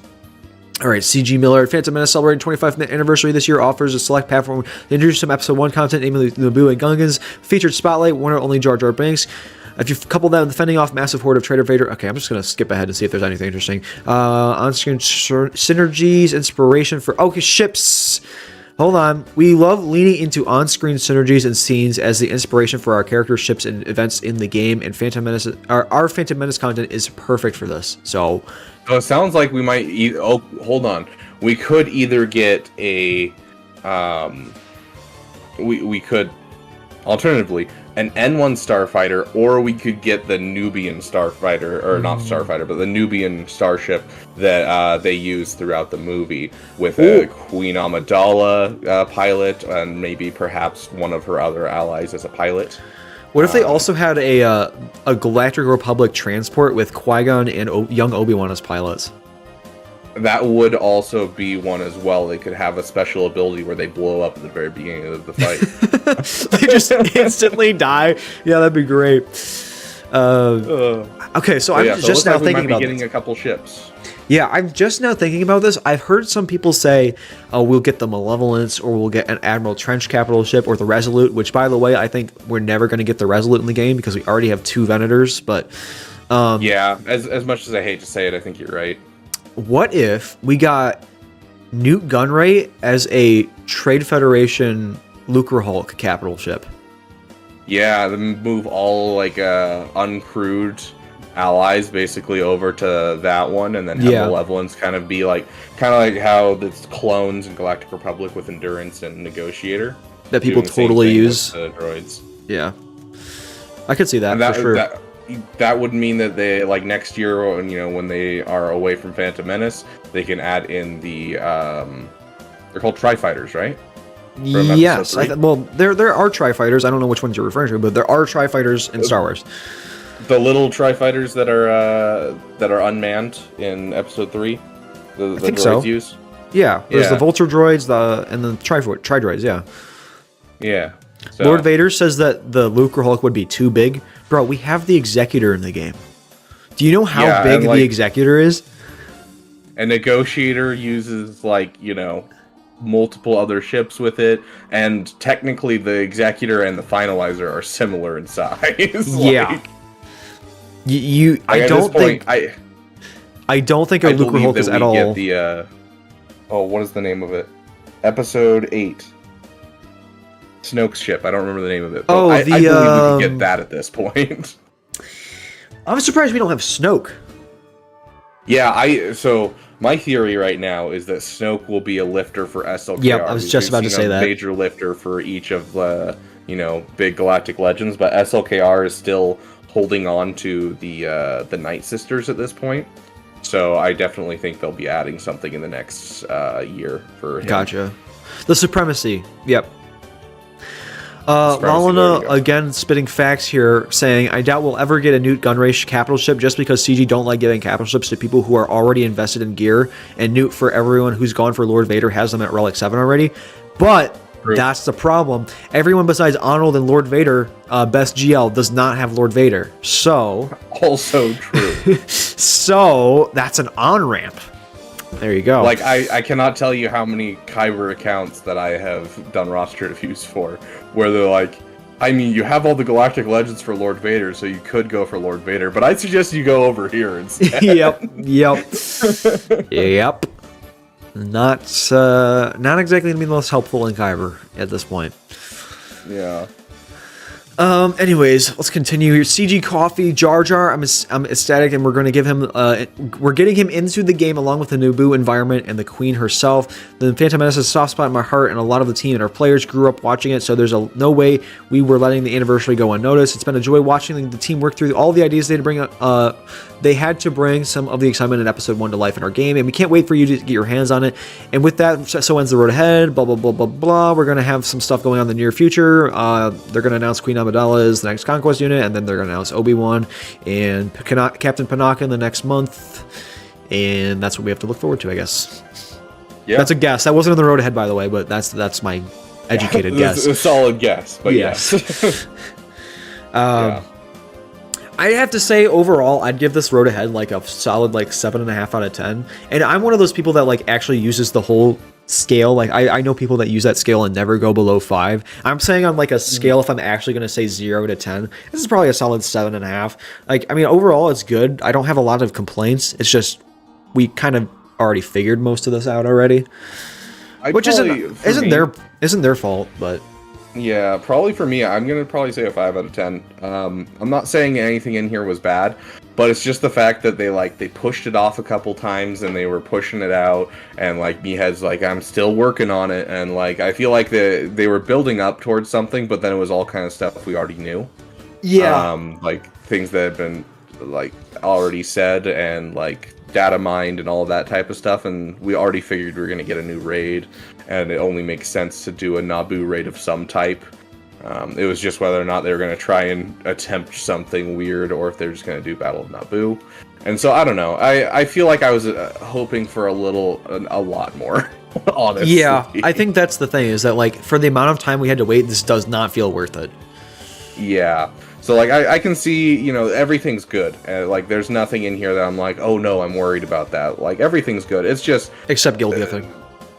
Yeah, I mean, yeah, that's iffy. But like overall, I mean, I'm just, you know, we'll see kind of what happens with it. It's just underwhelming for me. Yeah, I agree. I think overall, it's not bad, but didn't blow me away. That's really what it is. Yeah, and like it didn't announce any of the things that like I truly wanted to see. Like ADP just mentioned, Darth Maul needs a rework. Oh yeah, 100%. I would have. That was one of the things I was really hoping, was that they would announce some rework for some character in this road ahead, or like, you know, some changes to the factions or something. But nope, just nothing, just silence. You know what would have been cool is, you know, obviously we're gonna get Bane with Sith Eternal, but what if they made Darth Maul like the character you use with Bane if you don't have Sith Eternal yet? Like, yeah, put him under the lead for Bane. Yeah, the Rule of Two lead synergy. Like have him be that option. That would have been cool. Honestly, I think there's going to be a lot of fun with the Rule of Two with Malgus on offense. Ooh, I'm very curious Malgus? how that's going to work. Yeah, I've seen a lot of things about Darth Sidious being really good with Bane. I haven't tried that myself, but I've heard that's good. Dude, it's not even the fact that Sidious is great with him. It's just the fact that when you have Sidious with him, he's a Relic 7 character that doesn't matter to you. So as soon as he dies off, just Bane gets explosive. Okay, so it's not the leadership. It's a Sith. Okay. Yeah, it's a Sith. I don't know if there's any like direct synergy that I saw in my testing, but like it was just the fact that it's a leftover Relic 7 Sith that everyone has that you can just drop with him, and then he just decimates a team. Like literally, I threw them together and went up against, you know, Darth Revan. Insta-killed the whole team except for Revan. It's exactly what happened to me. I think I threw in Darth Vader because I was scared to see what happened, and it was against like the Relic 8 Darth Revan team, and Bane killed everyone except Malak, and then they almost ran the clock out, but Bane won. Yeah, like it's gross. And so I don't know what we'll actually use him with, and it's hard to get a full idea of the testing when it comes to Conquest, because you have the leadership active of the character as well as the leadership active of Bane in Conquest. So that's why I did quite a bit of my testing with just what is his name, Marauder, just because then he wouldn't have a leadership, and then he would be, you know, Relic 7. So. Gotcha. Yeah, but even with just those two, it's disgusting having those two together. I'm really excited for Malgus and Bane, although I don't have Malgus. I'm sure I'll see it a lot, as well as Savage and Bane is another one. Savage. That's like I think that Savage and Bane might be a duo that might be able to take out a Galactic Legend or two, but for sure we'll be able to take out things like Gas. Yeah, I absolutely agree. Why did Bane get a lifter if he's a lifter for Sith leaders? Well, because they didn't just make him a lifter for Sith leaders. They gave him the Rule of Two. I mean, he's in lore. He's also, you know, the person who established Rule of Two, so he was a leader at some point. So for lore reasons, it makes sense. Yeah, and he has his own leadership ability and all that kind of stuff. Yeah. So I don't know. Honestly, I wouldn't be surprised if they design a couple characters to work around Bane's kit. Yeah. So I know you got to go. Do we want to get back quickly into roster reviews, because we're just kind of talking about Conquest now? Let's do some roster reviews real quick. Okay. Let's start off with this. This ally code is Lord Vader, the Lord Vader guy. Oh yes. Let's do it. Yeah, this is Okay, the Lord Vader let me game. open up my game. I looked at this account a while ago. I vaguely remember this. Yeah, Lord Vader might be nasty with Bane, but there's no synergy with Lord Vader's kit with Bane. It's just Bane synergy with Lord Vader. So Right. I don't know if it's enough to overcome the deficit of just Lord Vader in general, because I don't know if you've ever watched like Lord Vader on offense, but it's like watching paint dry. Like, yes, he'll eventually win, but it takes the entire 5 minutes of him just going at the team. God. Dude. Lord Vader has like how many lifters does he have? He's got Maul, he's got Malicos, he has Maul, Malicos, Dark Trooper Moff Gideon. Dark Trooper Moff Gideon, potentially Bane. I know we just Reva. said Reva, yep. He got a whole team of lifters. Dude, put the whole lifter team on Lord Vader and see what happens. Oh, that'd be crazy. Yeah, he will ramp faster because he'll get ultimate faster. Right. You're not wrong. But, like, I don't know. I don't think it's enough to justify, because I feel like you're not actually giving him that much. Like, I feel like if you can beat, you know, JMK and basically every Galactic Legend with Sith Eternal, why throw him with Lord Vader? Right. Yeah, I mean, obviously it wouldn't, like, in Grand Arena, it wouldn't make sense to, but I guess in other game hypothetically. modes, like, JMK is only going to be able to be killed by Sith Eternal. If I'm reading the kit correctly, it's only going to be in Grand Arena. Right. So, So for this roster, Lord Vader here says, this is an account that my friend gave me about 6 months ago. This is your ult. And this is a new one I need help with to see what to do. Well, for starters... First problem is there's no Lord Vader. Yeah, I was going to say, what's going on here, man? Like, Lord Vader is clearly the best GL, and you have Kenobi sitting on here. What's your problem, man? You got to fix that. Yeah. Totally. Seriously. I will say 7 million GP with just Kenobi is a little strange. They do have SLKR, but I'm guessing that was recent on a Lightspeed bundle. It's at gear 12, almost to gear 13. Oh, and they have Jedi Master Luke at gear 7. Why? What? Is it gear 7? I don't know. I can't see you. It's the first level of that's purple gear gear. 7. Yeah. Yeah, jeez. Okay, so first things first, finish your Galactic Legends, buddy. Yeah, you're one gear piece away from reliking SLKR, so clearly you're doing that. You have all health mods on SLKR. I don't know if that's optimal. No, you usually want speed health. Yeah, that's what I figured. Or offense health, just depending on how you want to mod him, but speed health is more popular. Yeah. The more turns he gets, the better. I think your next Zeta is probably going to be Furious Onslaught for him, if I'm not mistaken. Hold on, I gotta find him again. Yeah, this doesn't sound like a good friend. Then he didn't have Lord Vader. Yeah, apparently not. Yeah, Stasis Strike, Supreme Leader, Galactic Legend, Furious Onslaught, then Press the Advantage, then Brutal Assault, finally. Yeah, that's what I figured. Although, if you are putting him on defense, I would Press the Advantage up there a little faster, because it will prevent them from first turn focusing down your SLKR with the Jedi Knight Rev encounter. Wait, so hold on. Oh, okay. Let me see. His friend gave this to him a week ago, and he's gonna give it back to his friend in 6 months. Dude, start farming Lord Vader. Start farming Lord Vader. Yes, rush just Lord go Vader. straight Rush to Lord Vader. Oh my God, it'd be like leave the two Galactic Legends right where they are, and then just go for Lord Vader. That'd be awful, dude. I would be so mad. I would be so mad if that happened to me. Oh my God, dude, this guy has Relic 7 Geos. Oh, jeez. I mean, Damn. hey, they're good for fleets and they clean up GLs. Right, but holy for sure. shiz. That's a little wild. But yeah, so the big things that I'm seeing is finishing your Galactic Legends, and then definitely the modding. Your modding's looking pretty rough on this account in general.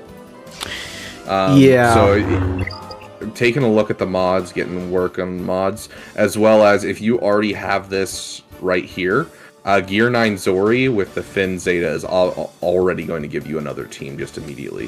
For your I also see a lot of Lightspeed bundle. I see a lot of low gear legendaries. Obviously, you have Jedi Master Luke low, you have Darth Revan low, you have Starkiller low, you have Thrawn low, you have HK Perfect, by the way. Not just mentioning that, but your Imperial Troopers are struggling. You Yeah, so Treya's down here. Malik isn't even 7 stars. Yeah, so you have a lot of fleshing out of legendaries. He's also on the verge of getting Ray, like literally on the edge of getting Ray. And so like it looks like this person just kept chasing the next thing without finishing the previous thing. Yep. Like he has the Relic 7 JTR, he has a Relic 6 BB8. So all he needs to do is finish his Scavenger Ray for 2 levels and BB8 for 1. And he's starting the Ray event. He has his Radis at 5 stars, so nothing to worry about there. Yeah, this is an interesting account here. One of my viewers just said ADHD is a hell of a drug. Bro, dude, what is this? You have a Relic 5 Wampa with a Zeta and no Omicron. Oh, jeez, that's painful. What? Oh my god, dude. And your mods aren't done? Okay. You're gonna have to remod this whole roster. And as soon as you get Maul, you should definitely level up your Maul. This guy has full Mauldalorians ready. Lord Vader, should I get my Ray before I finish SLKR and Jedi Master Luke? No! Yeah, just finish what you have. You have JMK, you can throw him on defense, and then you can get 2 offensive Galactic Legends ready. Okay, so... correct me if I'm wrong. But I feel like the 2 major things for characters is going to be finishing SLKR and JML. Yep. That's going to be where all your Zetas go as well. Your ships, looks like your Galactic Republic is looking good, but your First Order is missing its Enchilada, so make sure you finish your Enchilada so you can finish that fleet. Your mods need work. If you need a good video, I do have a mod farming video that just will give you a solid filter to follow, so that way you can filter your mods and make sure you're not over-investing in the mods you do get. Yeah, Rabid Beaver's smart, and I'm just kind of like dumb and like having fun in the game, so if you need help with like that kind of stuff, go check out his stuff. But yeah, so I'd finish those 2 GLs, get your Enchilada, as well as finish this Executor. You are on the edge of an Executor too. Oh wait, hold on, let me take a look at those bounty hunters then. Oh, like dude, come on. You're right there. Yeah, okay. Yeah, like you have a Razor Crest done, you have an IG-2000. Alright, I'm pulling out the notepad. We're going to get a farming order for you. When I pull the notepad out, you know this is going to take a minute. SLKR first, Jedi Master Luke second. So after Jedi Master Luke, I don't know if you do this. I give break farms because I feel like people are going to get burned out if they're just constantly feeling like they have to push for the next big thing and not getting a break, not filling out their core teams and stuff like that. So I kind of want to recommend getting a Wampa Omicron here after Jedi Master Luke. The 4 that I can see right now is getting a Captain Rex immediately will get them a good team. They have a Gear 8 4-star Captain Rex. Correct. And they have all of those guys. And so Wampa, Captain Rex, the Finn Zeta for Zori, and getting a Gear 9 Zori. And then what was that other one that I just spotted that I was like, oh, that's neat. Oh yeah, he has a Starkiller lying around. That's at like Gear 8. Starkiller. So that'll be a good way to get back into big farms. We have SLK or Jedi Master Luke. Then you take a break with the Wampa Omicron, the Krex and his team, the Finn Zeta. And after the Finn Zeta, you start ramping up back into a Starkiller team. That includes your Visas Mar. I saw Visas Mar have a Zeta down here, but she's like terrible. Also, your Zori Bliss is level 1. Gear level 1. It's level 85, gear level 1, 3 stars. So I'm gonna throw in Krex / Zori because they're kind of similar in the sense where they came out last year and they're both, you can use them at Gear 9 with like a singular Zeta and they're gonna be fire. So we're gonna say Krex and Zori at the same time here. Savage Opress also. You could do Wampa / Savage Omicron. Yeah, let's see where he has a 7-star Savage already. So if you have an extra Omicron, definitely Savage. That's a raid 1 currency just to get that up. Yep. I also kind of want to tell him to do Imperial Troopers at some point, but I don't know about right this second. I kind of want to say Starkiller to Executor. Yeah, as soon as he finishes Executor is when I would suggest he starts working on his Imperial Troopers, because he'll have a Relic 8 Piet, and then he just needs a Relic 5, a Relic 5 Dark Trooper, and then maybe a couple Gear 12s, and it'll be a solid team for him. Yeah, so we're going to say Executor, Imperial Troopers, and then I kind of want to say, what was it? I just had it. What was it? Hold on. Lord Vader, obviously. Yeah, Lord Vader, duh. Sorry, you're right. Sith Empire. He's close to Rey, if you're looking at that. Oh, Sith Empire. Okay. Sith Empire. He has Malak at 6 stars. Sith Empire, then Rey. How about that? Yeah, that sounds good to me. Because honestly, it'll give him a break from the GL farming. Yeah. Okay, so the list we have for you here is SLKR first, and then to Jedi Master Luke. Then you're going to do up your Wampa and Savage Omicrons. Then you're going to do your Krex and Zori, at least get them to low gear so that they're usable. With the Finn Zeta for your Zori. After that, you're going to start working on your Star Killer, and after Star Killer, straight into Executor. Executor, you're going to finish up some of your Bounty Hunters, getting also that team up and running with your Executor farm. And after that, you're going to flesh out the rest of your Imperial Troopers. Once you get your Imperial Troopers up, you're going to finish your Sith Empire, go for Rey, and at this point, you'll also be close to Sith Eternal, if that's something you want to think about. But I don't know if you're going to have that account for very long. I mean, you can pass off this clip to this person's owner if you want, but this is what I would tell him to do. Think about Sith Eternal, but I don't know if I would recommend putting that on the farming list here. Mm-hmm. Yeah, when you get Executor, I mean, Sith Eternal is always just kind of a step away. Yeah. Do you want to do one of your rosters from your channel? Yeah, for sure. I'm just looking through. Yeah, honestly, looking at Jedi Master Luke as well, you should be able to get his ultimate just like you're doing with the SLKR. You only have 3 Zetas. You can get his ultimate with 3 Zetas at least Relic 4. It looks like JML, same kind of thing. You only need his 3 uniques. You don't need any of his other abilities. Dude. You should be able to solidly do the event without investing too many Zetas all at once. Lord Vader is saying, well, first off, he's saying you can't do all this in 6 months. No, this is for the account. You can clip this and then send it to the account owner and have this be a farming plan for the account owner. But he's saying, how close to Lord Vader is he? Is 6 months close enough? Oh gosh, it actually might be. He has a Relic 7 gas already. Do you have Watt? Oh no, wait, that's Kenobi. Sorry, Yeah, Watt is Kenobi. Hold on. So when you check Bad Batch, looks like he has almost all of them close to 7-star, but not quite there. The Chirotech is going to be a pain. Yeah, the Chirotechs will be a pain. Tusken. Let's take a look at. Yes. Who named that? Attempt. Who named that? I don't know. Where's T? Why can't I not find Tuskens? There it is. Looks like he's close on all of his 501st requirements. Yeah, his Tuskens are all low gear, but mostly 7 stars besides Tusken Chieftain.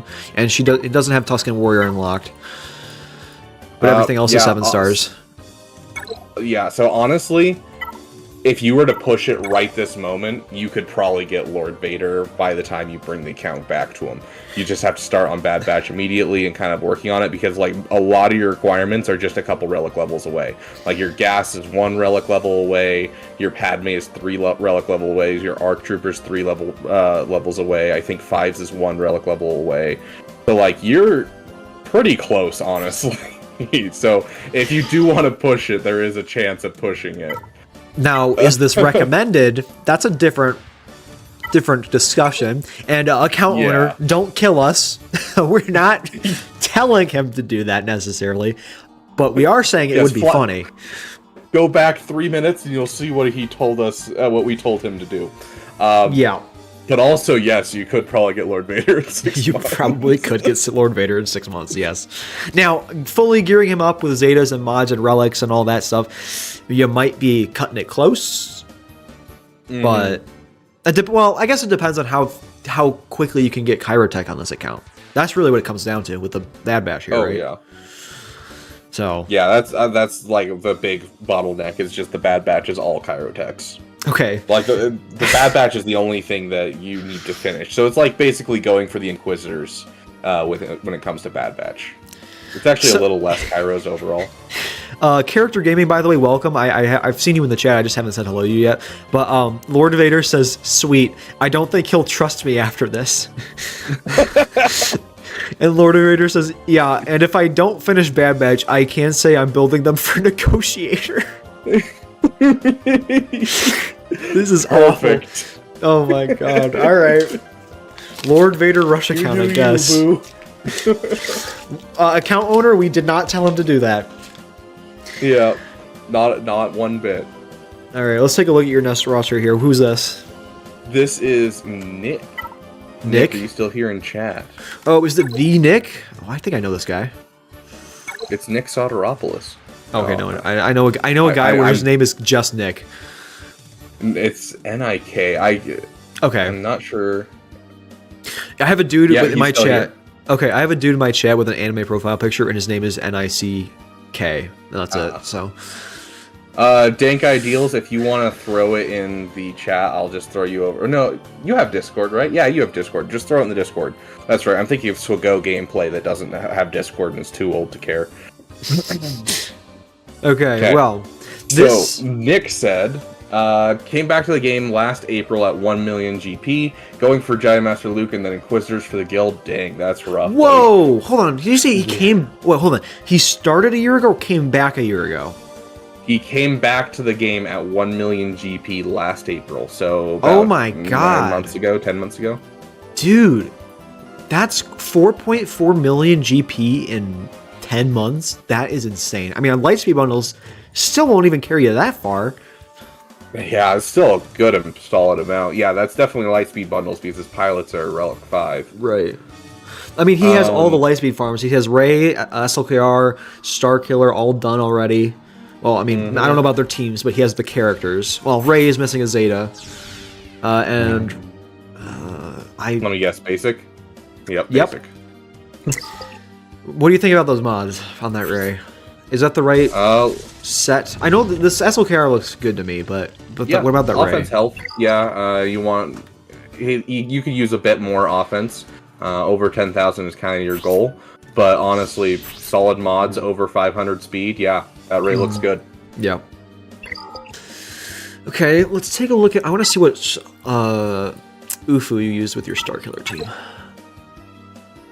Does not have Visa Smar, so I assume, like, Stick Rey or something. Does he have Cal? Nope. Dang. Dude, solid speed on your characters. You mod really well. 351 on Amara Jade, 340 on your Yet. Like, solidly modded, dude. Look at your, what's your Hux at then? Hold on. 317 on Hux, damn. Yeah, 305 on Resistance Hero Finn. Hey, I'm just saying, bump that up a little bit, get it up to like 330, just to make sure they can't be Imperial Troopered. I am struggling with my Resistance Hero Finn mods right now. I keep upgrading them, and I keep getting horrible RNG on my speed. And I don't have any other mods to replace it with. I'm at like 294 right now. Dang, yeah, I just got mine like 2 weeks ago up to 349, and I'm like, oh, nice, absolutely gorgeous. Yeah, right now I'm just trying to get him to like 305, just over 300 right now, and it's such a anything over 300 is super nice. Yeah. Okay, so he also said, so the guild basically has been carrying him so he can get extra materials. So he's using his get one for Malak and Gas for the next few months. Okay, so I assume that he has he wants that. to know which one he wants to get up. And then any other advice would be helpful. Okay, so something heavily to consider is the fact that we just read that road ahead. So I depending on where we go from here, if you're farming, well, actually no, it is definitely Gas. So if you look at his Sith Empire and you look at his Galactic Republic, it's definitely Galactic Republic. He's definitely closer to Galactic Republic. Not even just because you're closer, but also potentially viable in the future in this year. So, well, I mean, obviously he's viable, but like has more uses this year. So so if you're looking at which one you want to do, you're not only closer, but it's also probably going to be more helpful in the future because of, you know, what's happening. Okay, here we go. Zeta Rey, not worth it, that's fine. Stick Rey, yeah, you're definitely going to need to swap out Stick Rey at some point on that Starkiller, Nick. Yeah. You have all the shards for the droids, they're just not upgraded? Okay, yeah, so gases would definitely be the one that I go for then. I mean, if you have all the shards, just round up a General Grievous team. Just do it. Do the whole thing. Do the whole shabam. Yeah. Like, Don't get just that General Grievous relic first and then jump in. The order that I always suggest for gas is going to be get your Shock T and your 501st done, and then finish your Tier 1 or your Tier 2 team of Padme, and then do General Grievous relic, and then do his droids, just because you can basically have a team going before you even get gas going, because you'll have a Shock T clone team running as well as a Grievous team running, and then you can get gas, and then you'll have a Padme team with your Shock T, you'll have a gas team with your 501st, and you'll have a General Grievous team with the droids. Yep. And that way you'll also you'll have a little more time to work on your negotiator and stuff at the beginning there. Yeah. Also, Gank Ideals think Queen Padme is going to be a Padme lifter. I think, alternatively, we might get Padme on the team as the 5th member, because, they've announced 3 of the people for that team, so that the other 2 are kind of open. So, yeah, I mean, I genuinely would not be surprised if Cup goes on that team, though. That would be hilarious, and I'd love that so Well, no, much. because we've seen this last year. They're trying to make all these teams that nobody wants to farm really good, useful. Mm-hmm. Well, let's name some of the characters that nobody wants to farm: Jedi Council members and Cup, right? So yeah, mostly Galactic Republic people. Yeah, so there's a lot of opportunity there. I don't know. Also, side note for your farms for Inquisitors and that kind of thing, I would suggest getting an Iden Versio up to relic level, since you have this fleet done. You're going to be getting TIE Interceptor somewhat soon, considering you have the GLs to do the Proving Grounds. And so with that TIE Interceptor, you are going for Inquisitorius, and so you can relic Second Sister as your first relic for your Inquisitorius, and it'll also help your fleets. Let's see. Okay, I don't know if I would recommend going for it yet, but what do you think about next GL here? Do you think Jedi Master Luke? Oh yeah, he has Jedi Knight Luke, he bought the Lightspeed bundles. Jedi Master Luke is going to be the thing that's just, he's an inch away right now. So he said he's working towards it, and I definitely think it's a great idea. Okay. His other alternate, obviously, with an Executor and an SLKR farm, is always going to be Sith Eternal. So. Yeah, I should have opened my. You have your chat open. I should have just read it. You're just Zeta starved. Yeah, we feel that.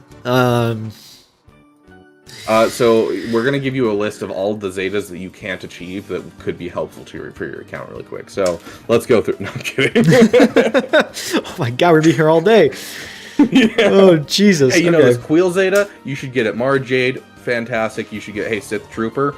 Crew, Scarred, absolutely fantastic. No. Yeah.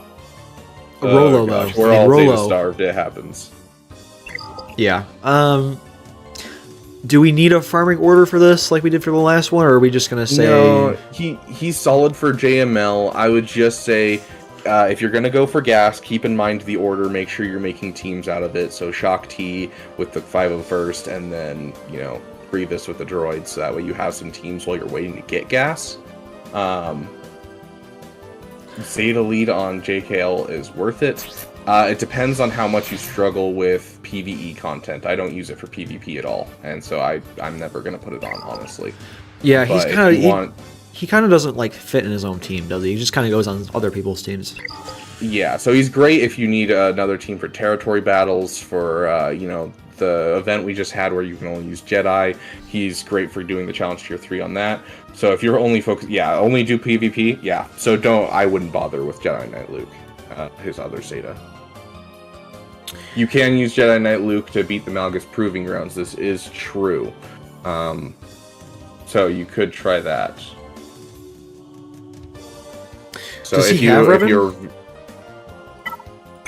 He does Jedi Knight Revan? Yeah, he has Jedi Knight Revan. I didn't. Oh yeah, he's in the top corner. I didn't even see that. Okay. I wasn't paying attention either. You use Ben Hoda. Yeah. But yeah, so I wouldn't say it's really, really necessary. Even in 3v3, I use Jedi Knight Revan and Jedi Knight Luke, so. Alright, I don't know when you want to go to the next roster, but this one is for someone's guildmate. Okay, go ahead and throw it in the thing. I'm just gonna kind of finalize one last thing. Let's just double check he's not sleeping on a couple farms. Okay. What do we want to look at here? He has Zordy and the Finn Zeta. Okay. Just and Phoenix he has a Lightning. Crex. Okay. So the thing that I'm also seeing is just in your ships, you really need to relic your BAM. It helps out your Executor a ton. Ooh. Dude, So I saw your BAM. I did a roster review for someone that was in Kyber 2 the other day, and they did not. They had like a Gear 8 BAM in Kyber. I was like, whoa. Dude, I had one guy get a roster review from me who didn't have a single meta fleet, and he was in Kyber 2, and I'm like, you're insane. What? Is that even? Yeah. How is that even possible? Because he has every single galactic legend and every single counter. It's just if they do get to his ships, they just every time. Gotcha. Yeah, so honestly, looking at your ships, keep in mind the Iden Versio. She's also really helpful for the raid. Keep in mind the second sister for finishing your Chimera fleet. Make sure you take your time and finish your Enchilada. Your Galactic Republic fleet already has the BTLB, which means, you know, going for gas is just going to improve this fleet. Yeah, that juicy BLT is not that far away. Or not the BLT, I guess gas for BLT, whatever. Yeah, but then Razor Crest, get that BAM relict, 100%. Yeah, that's definitely a must here. Okay, let's jump into this next roster. Again, this is, I don't whale except for Lightspeed bundles. That's his name. This is his guildmate. I love that. Yeah. Isn't everyone on... Oh, did I get the wrong... Oh, I guess so. Okay, never mind. We'll skip that one then. This one... Yeah, no player found. Uneasier OP. I see you in the chat. Okay, this is Uneasier OP's roster. Okay, and the next one on our list, just so you can prepare, is going to be Jay, if you're still in the chat, Jay. I'd love to see you. So Uneasier OP says, you already did mine like 2 weeks ago, but I fixed up my mods and I got dragged for it, Lamau. It didn't hit every character, but most of the important ones. So this is someone I grilled for modding, I guess. Oh, nice. Relic 9 Lord Vader. Lord Vader, you see this? I can't wait to see that on that guy's ult. Yeah. Dude, putting Relic 9 Lord... Imagine handing your account off for a little bit and coming back to a Relic 9 Lord Vader. Oh my god. All of your materials are gone just because of Lord Vader. That'd be crazy, dude. Anyways, I see 7.9 million GP. You got 3 GLs. Clearly just got SLKR. Congratulations. I don't think you have Ray on here just quite yet. No. Clearly he wants us to look at his mods. I just want to take a look at what else he has first. I see Maul on here. Admiral Trench, Cat, Omega's Omicron. Okay. Crex is a relic. Wampo has the Omicron. Starkiller is Relic 2, but has all of the Zetas and Omicrons. Malik is Relic 1. Malgus is Relic 1 with an Omicron. Treya's Gear 12. You have Dadbod Boba at Relic 1. Gear 12 3PO. Gear 12 Hoda. Relic 1 Savage. So I'm seeing a lot of low-level relics. Gear 11 Piet. Gear 11 Han Solo. Gear 11 Mando, or 10 BAM, and 11 Zor. Okay, so I'm just seeing overall, basically, lots of low-level stuff that maybe shouldn't be low-level. Yeah, so I would probably say after you finish your SLKR grind for that ultimate, probably take a break for a little bit and finish some of these teams. Get like Starkiller up to Relic 5, Giant Revan up to Relic 5. Your CLS is Gear 13. Yeah, that should definitely be at least Relic 3. Hold on. Let's check his Rebels, make sure that he has a 3-POC lying around. He does have a 3-POC and it's 7-star. Yeah. So yeah, with 3-POC, with a relic, any relics you put into CLS immediately makes the whole team beefier. So it's very important that you get that relic level up on CLS, at least to 3, maybe to 5, just to get a start on it.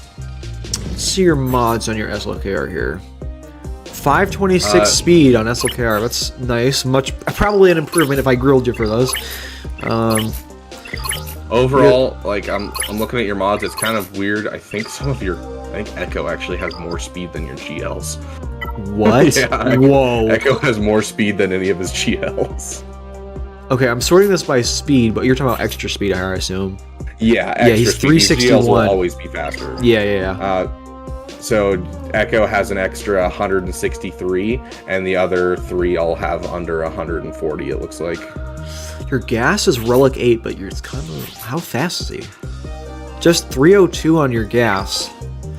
Although he does have a fast Rex, which is kind of what true. you want for that team to pump the turn meter. Right, The one thing that I'm seeing in this top echelon, though, this Cat is kind of slow. I would like to see Cat up closer to Echo. Swap out like the tenacity mods for some speed mods. Yeah. Because she should be in like the 330 to 350 range. If I'm going up against your account right this moment, I'll take in my Gear 12 Ara Singh and my Gear 12 Zam Wessel, and then the rest of my Relic crew, and I will insta-kill your Commander Ahsoka Tano with my Bounty Hunters easy. Like... Yeah. And also, she's Relic 3. Yeah, she's also fairly low Relic, which means I'll probably kill her off with my Maldalorians pretty easily, too. So... Yeah, we need to fix some of these Relic levels here. That's kind of the big thing. Yeah. So after SLKR, you can go for your next Galactic Legend, which obviously is probably going to be Rey, considering you got Lightspeed bundles. Yeah, I'm seeing a lot of Resistance. Yep, they've got everything. They have Jedi Training Rey at Gear 12, BB-8 Gear 10, Zori Bliss at 11, and 3PO is Gear 12. I do like seeing Finn and Zori here, although Resistance Hero Finn needs to be the fast one, not Finn and Zori, which is what it's at right now. Yeah. So, remod your Resistance Hero Finn.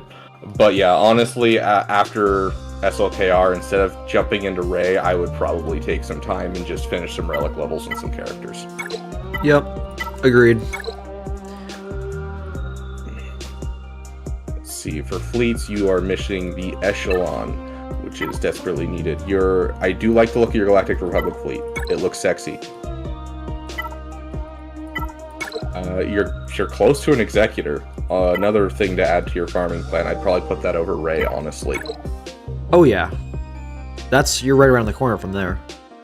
Yeah. You also don't have a Relic Bosk. Forget Relic Bam. You don't even have Bosk. That's kind of a red flag in my head. Yeah, that's crazy. Yeah, Houndstooth is like the best tank in the game for plug and play. Yep. Plug Houndstooth on any fleet, and it's going to be moderately more annoying than it would have been without, at least. Yeah. So. Yeah. So yeah, I would finish SLKR, take some time, finish some of these Relic levels on these characters. A lot of them should be at least Relic 5. Cat should be Relic 5, Jedi Knight Revenant should be Relic 5 at the very minimum. You should get your CLS Relic'd up. Like, there's a lot that you can take up. Savage should be at least Relic 5, so you can use I think one of the biggest well. offenders here is the Sith Empire. I mean, you have Malgus, Malak, and Revan, and you don't have any other Relic people to go with that team. And they're all Relic 1. Don't touch HK for the love of God. He does have Talon, so you can run Talon with that. But the fact that they're Relic 1 either way is really, really rough. Yeah, so definitely something that I would fix. Getting Malgus and then leaving him at Relic 1 is a choice, at least. Yeah. So yeah, finish some farms after you finish your SLKR, then go Executor instead of Rey. Because, like, it's nice to have another Galactic Legend, but you have a solid base of Galactic Legends. And with your upgraded Star Killer, you'll have a good Galactic Legend killer. But just getting your Executor will not only give you an Executor fleet, which is going to be an amazing addition to your offense or defense, it will also finish off this Chimera fleet that I see you have almost finished, because you have a Gear 12 TIE Defender, you have a Relic TIE Interceptor, and then you have a 5-star TIE Bomber. And so it'll literally just finish off this fleet and make it an amazing fleet. He said if we're curious about what his mods used to look like on this account before, his Sith Empire is a good snapshot of what his old mods used to be like. Oh no. Oh no is correct. This is some of the mods. That is... I mean, it's fast, but that's some mismatching sets for sure. Yeah. Oh gosh. Hell. I remember this roster now. I remember looking at your Darth Revan speed. Did I make this into a YouTube short? I don't know. I might have. Jeez. Yeah. Okay, fair. I'm proud of you. Whoever you are, I'm proud of you for your modding changes. Yeah, you're making strides in the correct direction. Okay. Let's see. I got about 20 minutes more. All right, let's take a look at maybe one or two more. Let's try and get maybe one per every 10 minutes here. Okay. Let's get this guy in. It's the same guy that you had. The uneasier OP. I don't whale. Oh, I don't whale except for Lightspeed. Okay. Is it the same one? No, I think this is his main account. Okay. Or maybe he fixed the ally code. I don't know. Yeah. But wanted to see what you think about it. I've recently moved my farms around, and he included some pictures. Oh yeah, he did that for me too when I did his roster review like a month ago or so. Let me pull up your Discord then. Yeah, I'm like, I don't want to try and send these pictures over. Okay, yeah. Oh yeah, I've seen these before. Okay, I'm not gonna throw this on the stream. I can't go back and forth between these two pages constantly, but yeah, fair. I see Relic 5. So is this in order? This is in order, because I mean I know you have this by relic levels. I don't know what order you have this in. I just want to make sure this is in order. Yeah. Okay. Is he in my chat? Or is he in your chat? Where are you? Nope, he's not in mine yet. Okay, it's in farming order, yep. Okay. Did you make a roast yet? My roast video is going to come out early next month. I decided to make a new series where I'm roasting people's rosters instead of helping them, and people keep asking me about it. Sorry. Love that. Yeah. Let's see. So, first up, you want to look at your Treya team. So let's take a look at your Seth. Let's see if this. How is your priority on this? You have Savage. You have Malik. Well, no, Malik doesn't matter here. So, sorry, I was looking at the top. Treya, Nihilus, Scion, and Savage are here. So why is Scion left out of your Relic 5 here? You're going to take him somewhere else? You're going to leave him in Relic 3, or you just... what's going on? Honestly, you don't need him. Right, yeah. I'm seeing what his plan is for this. He has Treya in his... Or not Treya, Talon in his farming plan later on. I'm guessing that's who he's plugging into that last slot later on. Okay. Yeah, he does for Starkiller. Yeah. I think he told me his Dark Trooper was like for his guild or something. I don't remember what it was for.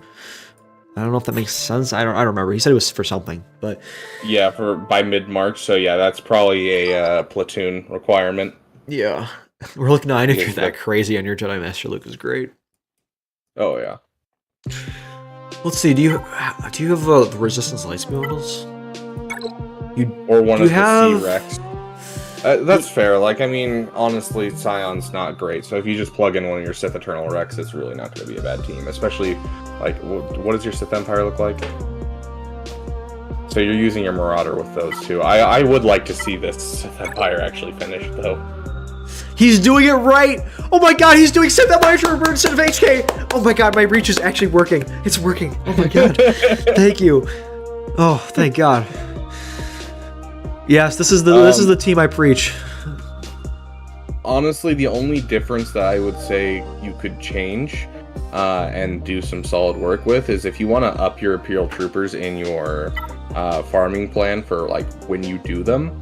I think it might be better because then you'll get use out of them during this raid before the raid goes away. That's true. So, they're also not that hard to upgrade. Yeah, honestly, they aren't. Like, all the ones you have labeled as Gear 12, that's all just get one currency except for the Scout Trooper. Like, it's... Or not get one, raid one, sorry. Yeah. So... Yeah, that should not be too difficult for you. Looks like a solid farming plan. Let's double check you're not skimping on ships and you're not skipping on mods. Yeah. Let's see what your... He says, I see you're going for gas kind of relatively soon. Let's see what your Galactic Republic fleet's at. Not terrible, but I've seen better. Your Plo is... your ship's 7 stars, but your Plo in the ship, it needs to get up there. That's a really amazing reinforcement for this fleet. Your BLT is just sitting there half-baked. So hopefully you're farming that. Looks like you're almost done with your Umbaran Starfighter. Obviously, your Rex Sarks 170, your Marauder would love some love, but I'm sure you're getting to that. So if you're gonna go for a negotiator, you need to start planning ahead for that, ahead of saying, okay, this is time for me to go for gas. I would start thinking about, well, you're gonna move up your Imperial Troopers farm, hopefully. I would start thinking about doing negotiator after Jedi Knight Revan, maybe even earlier. At least starting to flesh out that farm. He is currently broke on ship credits, which makes sense, but you gotta be unbroke. Yeah, I gotta be unbroke there. So LHK, my chat saying LHK. Why this is an L roster? No, it is not that bad, you guys. Are you kidding me? Oh, I love that. My chat has brain rot. Great ability in zombies. So Griffin, I love what you've been doing with your rebels. I'm just telling you now. You have a relic Rex, you have a fully relic CLS. I would like to see those relic levels come up a bit on CLS, but it does look sexy.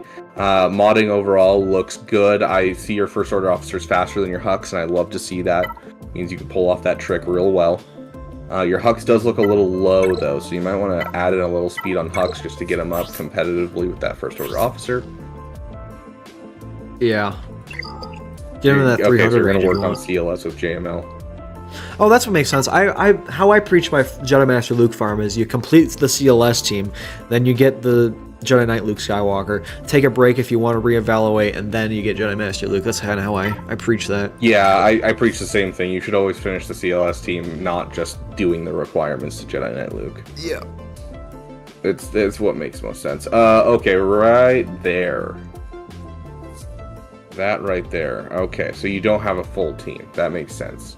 I was going to say, I don't see a Finn Zeta, but you don't have a full team because you didn't buy the full Lightspeed bundle. You just bought the fleet. Yeah. Okay. Yeah. Where's your... Hold on. Where's your Mara Jade? Oh, she's up here at the very top. I scrolled down a bit.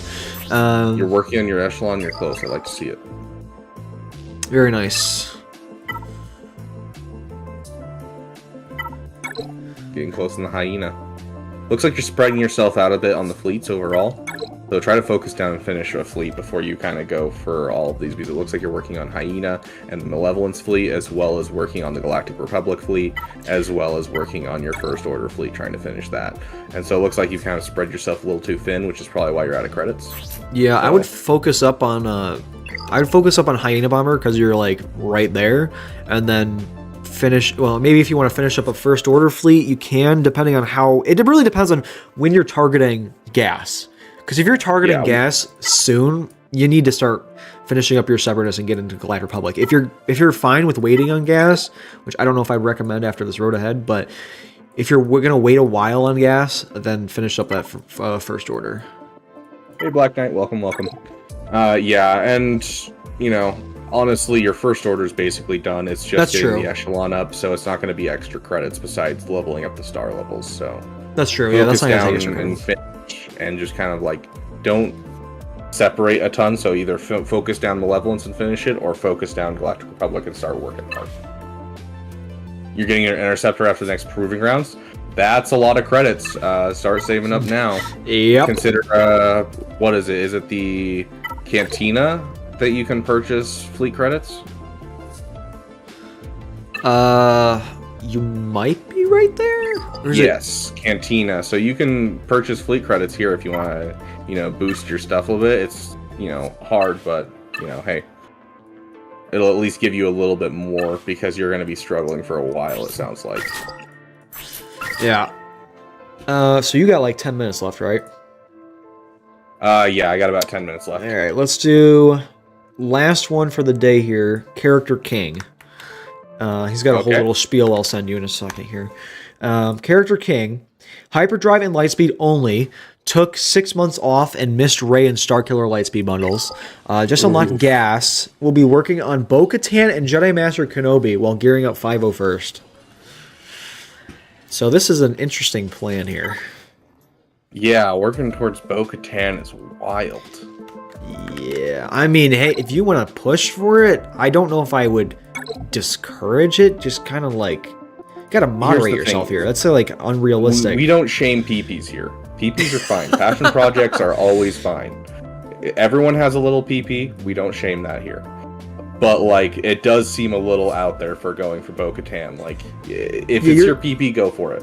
You're the same GP as I am, and you have the 1 GL and Maul and a lot of like mid-level core teams at mid-levels here. I don't know if Bo-Katan is the investment you should be putting into it. You know what I mean? Like, if you're gonna put that much investment in it, you probably should think about like Jedi Master Luke, maybe.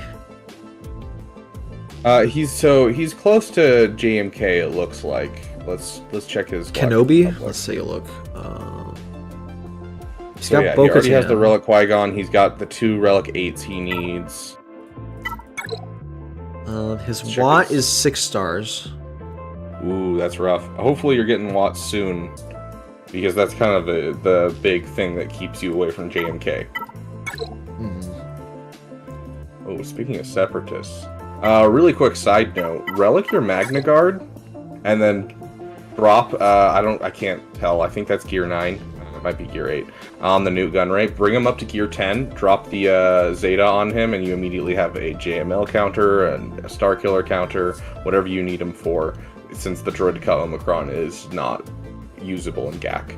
Alternatively, you could work on the STAP, but that's kind of chasing the meta, and it's going to take you a long time, and you're already looking at chasing some single drop characters. So all it takes is Gear 10 and a Zeta, and you have a fantastic JML counter. Yeah, so let's see. Let me reread what he's saying here. So he just took 6 months off, missed Rey and Star Killer. He just got gas, and you're going to be working on Bo-Katan and Jedi Master Kenobi while gearing up 501st. So he's doing Republic stuff, and then Bo-Katan is a PP here, basically. Yeah. Got it. Which it looks like Mandalorians in general are a PP. So here's the thing. Immediately, what I am seeing is a couple holes that you've already invested in. I am seeing a Gear 12 Gar Saxon, a Gear 12 Imperial Super Commando, when you have a Maul team at Relic 7. Dropping the relics on them will immediately allow you to take down JMK, no problem, and it's just fantastic characters to Relic, especially for a fleet. Savage, you have at Gear 12 with the Zeta and Omicron. Get them up to Relic 5. And then Wampa is also at Gear, 11? No, Gear 8. Gear 8 with the Zeta and the Omicron. Oh, jeez. With 7 stars. And so those 4, I would say, are like Relic now before you continue on your other projects. Because Wampa is a full team, Savage is a full team, like... Dude, these Wampa mods, oh my god. Oh, is it bad? It's not good. It could be worse, but it's not good. Yeah, that's rough. A crit avoidance arrow... Offense, potency, yeah. So take a look. I don't know if you have. Sorry, I don't remember your name, whoever you are. But take a look at SWGoH and remod a bit. If you need some help with modding in general, go check out my mod farming video. It'll help you farm good mods. Yeah, piggybacking off of invested teams, there's Chupio is kind of down here. I see Jolie Bindo's down here. I believe you have Jedi Knight Revan. You said you're working on your 501st, so that's good. I mean, they're down here as well, but what was it? Sith Empire's down here. I don't know if you said that already, but Sith Empire. Your HK is perfect, though. Love your HK. That's great. As long as it's at the bottom of the roster, we're good. Yeah. Your Mara Jade makes me want to cry, but, you know... Such is life. I hope you hoarded up enough materials for your gas here. Yeah, seriously. Yeah. Yeah, so looking at teams that you currently have to finish, like, that you should finish, I would definitely say finish your General Grievous team, finish your... and get that Nuke Gunray ready. Finish your Maul team, and finish your Wampa and your Savage, and I think those are the major ones before I would go into any farm. You do have like a Sith Empire team lying around and a Jedi Knight Revan team lying around, but I think those can be put off for a bit. But those ones I think are like the major ones that like need to be filled in ASAP. Yeah, he also didn't get the Lightspeed bundle for Resistance, so he's not investing in a Zori team. I'm scrolling, seeing some of the newer meta stuff. Don't see that on here. Does he have a Crex? I'm looking right now. He does not. He has the bundle, but he does not have Crex. So that's getting that Crex. Even a 3-star Gear 9 Crex, even without the Zeta, is still going to be better than having one of these relic characters on the team. Yeah. Let me pull up what he's saying in chat. Hold on. We've kind of just been going off. Let's see. Character Gaming says ships and Mandalorians were the focus, and he's 2 months away from Watt. Okay, 2 months away from Watt. So yeah, JMK sounds like a fine farm for him. But yeah, so it sounds like you just need a couple things filled in. I also want to say you have SLKR, and you almost have it worked out on your speeds. Please get your First Order officer just slightly faster than your Hux. It'll help a lot in Proving Grounds and a lot of other counters. So he said he unlocked gas right after spending all his materials on SLKR. Okay, fair enough. Yeah, but you didn't save Get 1? I believe it's Get 1. Yeah, so it's a 5-star gas, and then it's all low gear, team for him. So it's gonna be a while. So yeah, honestly, before you even finish that gas, because that gas requires 4 Zetas plus a whole bunch of Chirotechs to get him up, plus all of the other 501st to put him on a team with. I would suggest finishing those, those ones we talked about. Finish your Mandalorians, finish your Grievous, finish your Savage, and finish your Wampa. And after you finish those, 100% fully invest into that 501st team, because that 501st team has a lot of investment that's going to take up. Agreed. What's your CLS looking like? Did we look at this yet? CLS 4, Han Solo 3, Chewbacca 3 with no Zetas, 3PO at gear 12, yeah, and Chewpio gear 11. That's another team that could work on. We're about to finish your BTLB. I'd love to see it. Yeah, overall, I think you are finishing your fleets, which I do appreciate. Speaking of finishing fleets, now that you have the TIE Interceptor, you need a relic Iden Versio ASAP. Because this fleet can take down so much. Yep, this is what I'm working on right now, and I'm kind of jealous of what this is looking like. Yeah.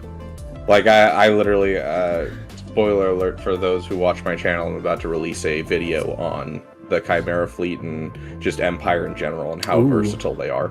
Because it's just, like, I can beat all 3 of the meta ships with, Chimera and Eccentrics. Yeah, I love the Chimera. It's one of my favorite fleets in the game. Yeah, it's fun. Like... I think right now, Negotiator and Empire are the 2 most versatile fleets in the game, where they can beat every single other team, just depending on their compositions. Yeah. So, like, yeah. Where's his... Okay, so if he's going for Bo-Katan, I see his Relic 7 ban. Where's his other requirements? All of them are, like, low gear, low star. 5-star Paz is not bad. 4-star Grogu. So you're looking at, let's see. Your Kelly B's kind of low, though. 3. So you're looking at about 4 months for Keller and Beck, 5 months for Keller and Beck, and then 3 months for the other 2. And so they're a ways away. Not saying you shouldn't go for them, but like, it's going to take you a while. It's gonna, so if that takes away from your shard farming for other things, you probably shouldn't do it. But I mean, it looks like a lot of what we're seeing on this account is like finishing things he already has, and so it kind of gives him the open opportunity to farm shards for like that. That's true. That's kind of where my situation is right now, where I'm basically what I'm doing is I'm just finishing relic levels and taking stuff from gear 12 to gear 13 and maybe adding one character here or there, but right now I'm just farming a whole bunch of other stuff I'm going to start using in the future. So I mean, I get it. I get it. That's what I'm doing right now. Is you're finishing up other stuff and beginning farms to look to in the future, but make sure you're not leaving a bunch of stuff behind because there's a lot of stuff on here. There's a lot of potential here. Once you finish off all of the teams that you already have on here, this is a strong account. Oh yeah, 100%. Well, obviously you just need more GLs, but yeah, which I mean, JMK is going to be great for you. I don't know how close you are to Cat, but you need to get Cat ASAP. Which I mean, if you have a mall, you should have a Cat somewhere. Yeah, I mean, you shouldn't be that far off. Public. It's not here. I'm not seeing a cat. Yeah. It's not here. So I don't know where your cat's at, but you need to get that ASAP because your team that you just got, the beautiful Gas, can take down JMK on defense with like a 100% win rate if you have him. So an important distinction is if you don't have Cat, you can actually throw away the ultimate completely. Don't put it on because the moment you put on the ultimate, Gas takes down JMK every time without Cat. So he's oh boy, he's 10 months away from Cat. 10 months. Oof. 10 months from Cat. I used Fleet Crystals for Maul, and your Interceptor is a 5-star. Oh god. I don't suggest this very often, but I'm going to suggest it to you. You could throw in the $30 each conquest. And the reason that I'm saying for you is because you already have a TIE Interceptor, and it would get you to TIE Interceptor up to 7 stars faster, as well as, you know, getting yourself a Cat, as well as, I'm sure, all the other characters besides Maul you're low on. And so it would be worth it for you more than other people, because, you know, if you only need 1 or 2 characters, it's not really worth it. But yeah, I've done it the last 2 conquest cycles with Darth Bane to get more Bane shards and those extra conquest cycles, and it's nice, but also it's $30. Like it's $30. If you can afford it, go for it. If it's gonna wreck your bank account and you eat ramen for the next month, don't do it. That's stupid. Yeah. The Executor Rush is OP, but I can't clear the Interceptor tier. You probably know this better than I do. What do you need to clear that tier? The Interceptor tier is just rough in general. Especially with SLKR. If you had a Sith Eternal, which I definitely think should be your next GL farm, considering you have an Executor and you have an SLKR. Yep. That's like the obvious no-brainer next one. Sith Eternal makes it super, super easy. But I'll do some testing and see if I can't find a good composition. But most of the compositions that I found for TIE Interceptor have just been, I sit there for 80 tries before I finally get it. So in this roster, I'm not seeing a really great way of doing it. If you had a couple more of the Sith Eternal Rex, you can actually, with the Sith Eternal Rex and Amara Jade, you can 3-star it. Or with Sith Eternal himself, you can do it really easily. He says he's using.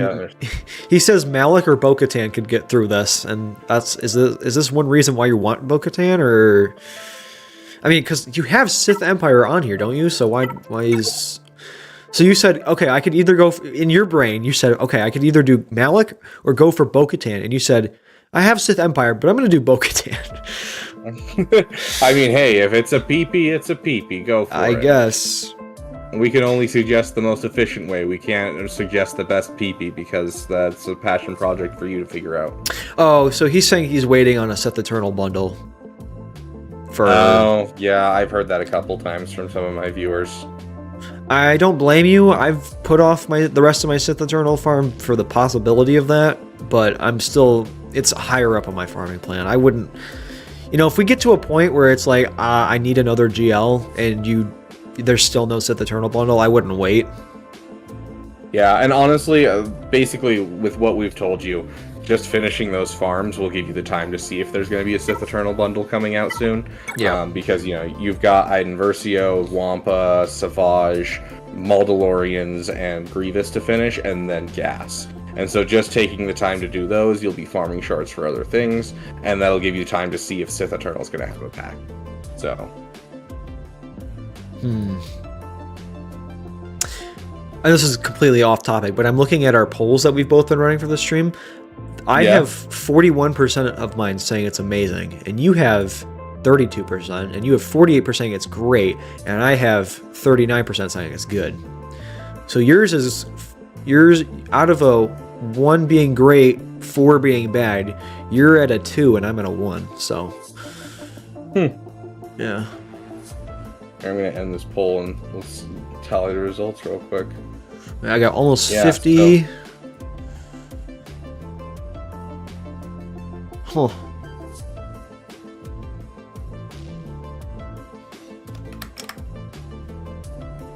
Yeah, so it seems more positive than negative, which is kind of seems to be the thing. I don't know if you watched Arnold's last stream, but I tend to watch most of his streams because I can listen to it while I'm at work. He put up a poll for if people were excited for Jar Jar, and it was a 77% of all the people in his stream, which was 2,100 people that voted on it. 77% were excited for Jar Jar. So I think we're going to see mostly positive things for most people. And I think for me, it is positive. It's just the problem of, I was expecting a lot more. Yeah. So. It's like a whatever positive. Like, yeah, that's good. Like, yeah, cool. Yeah, it's awesome. So I'm glad we have some, guidance on where we're going next. It's nothing like, oh my god, this is changing the game forever. I can't believe it. I mean, not that that's not happening, but it's just, it's not like jaw-dropping, I suppose, yeah. Yeah, it is all kind of expected, so. Yep, that's a good way of putting it. Griffin, the Empire Cheese, yeah, that's Sith Eternal Rex that you need for the Empire Cheese. Can Krex take out Interceptor Proving Grounds? I don't know.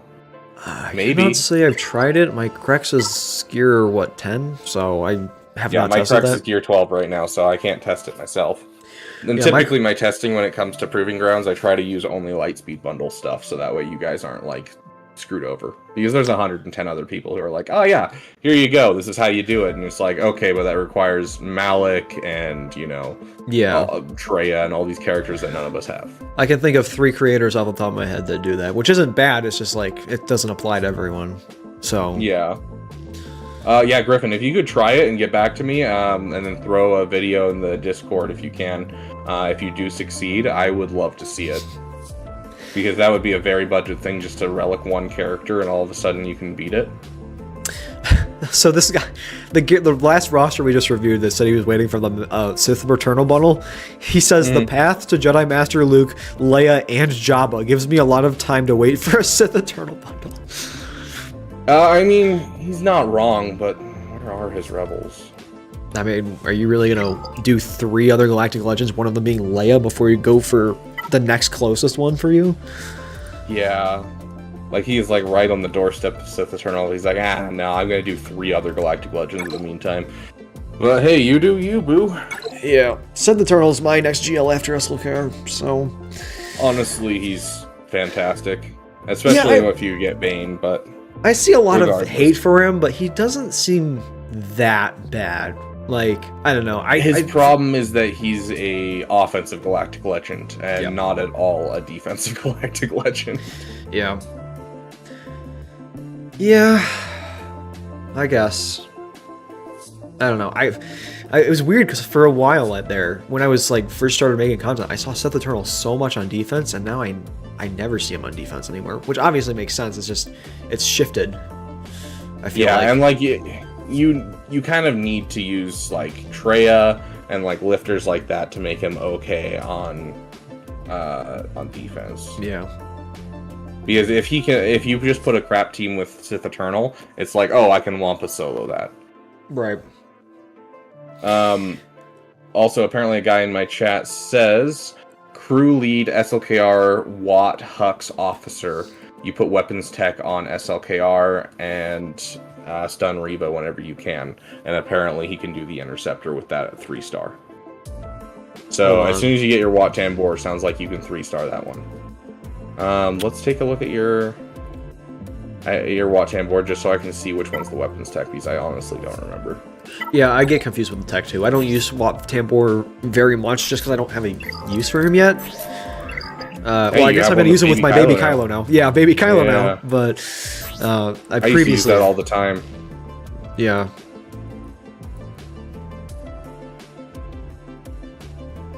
Huh. Oh, wait, no, that's...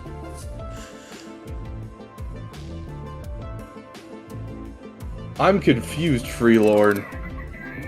Hold on. I got 3 stars on Interceptor last time with crew lead with SLKR Wat Hux Officer. You put weapon tech on SLKR. How did SLKR not just die off? And stun Reva whenever you can. Because the weapons tech gains turn meter, and every time that SLKR or any of his allies gain turn meter, they reduce their max health and max protection by 10%. Wild for you. J1 uses CLS, Cholo, Chupio, Han, and 3PO. CLS, Cholo, Chupio, Han, C3PO. I have heard that one for the Interceptor before, so that might be a one for you to try, whoever this guy is. I think he has a CLS team started. This account also says I'm in all offense teams, so fleets win with the game player. He's great with Maul. What are you talking about? I'm in all offense teams, right? So fleets win the game player. I don't know what. Okay, so fleets win the game. He's great with Maul. Okay. Are you talking about Wat being great with Maul? Who are you talking about? Wat Tambor is great with Maul because it immediately gives him 5 stacks, and he can just basically wreck.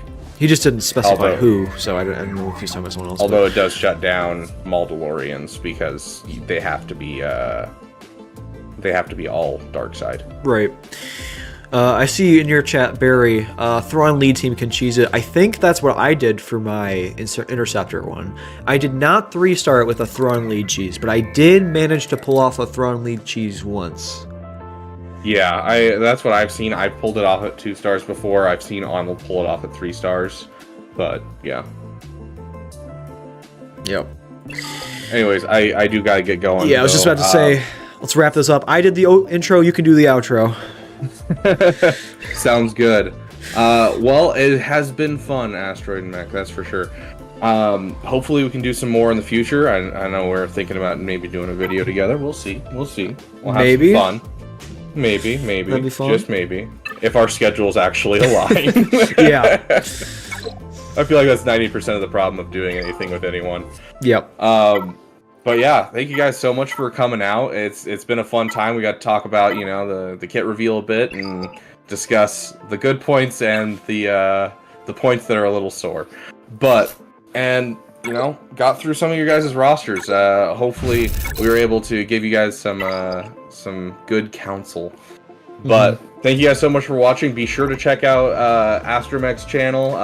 Should be able to click on it in, you know, this video. I'll make sure I add a link in the description.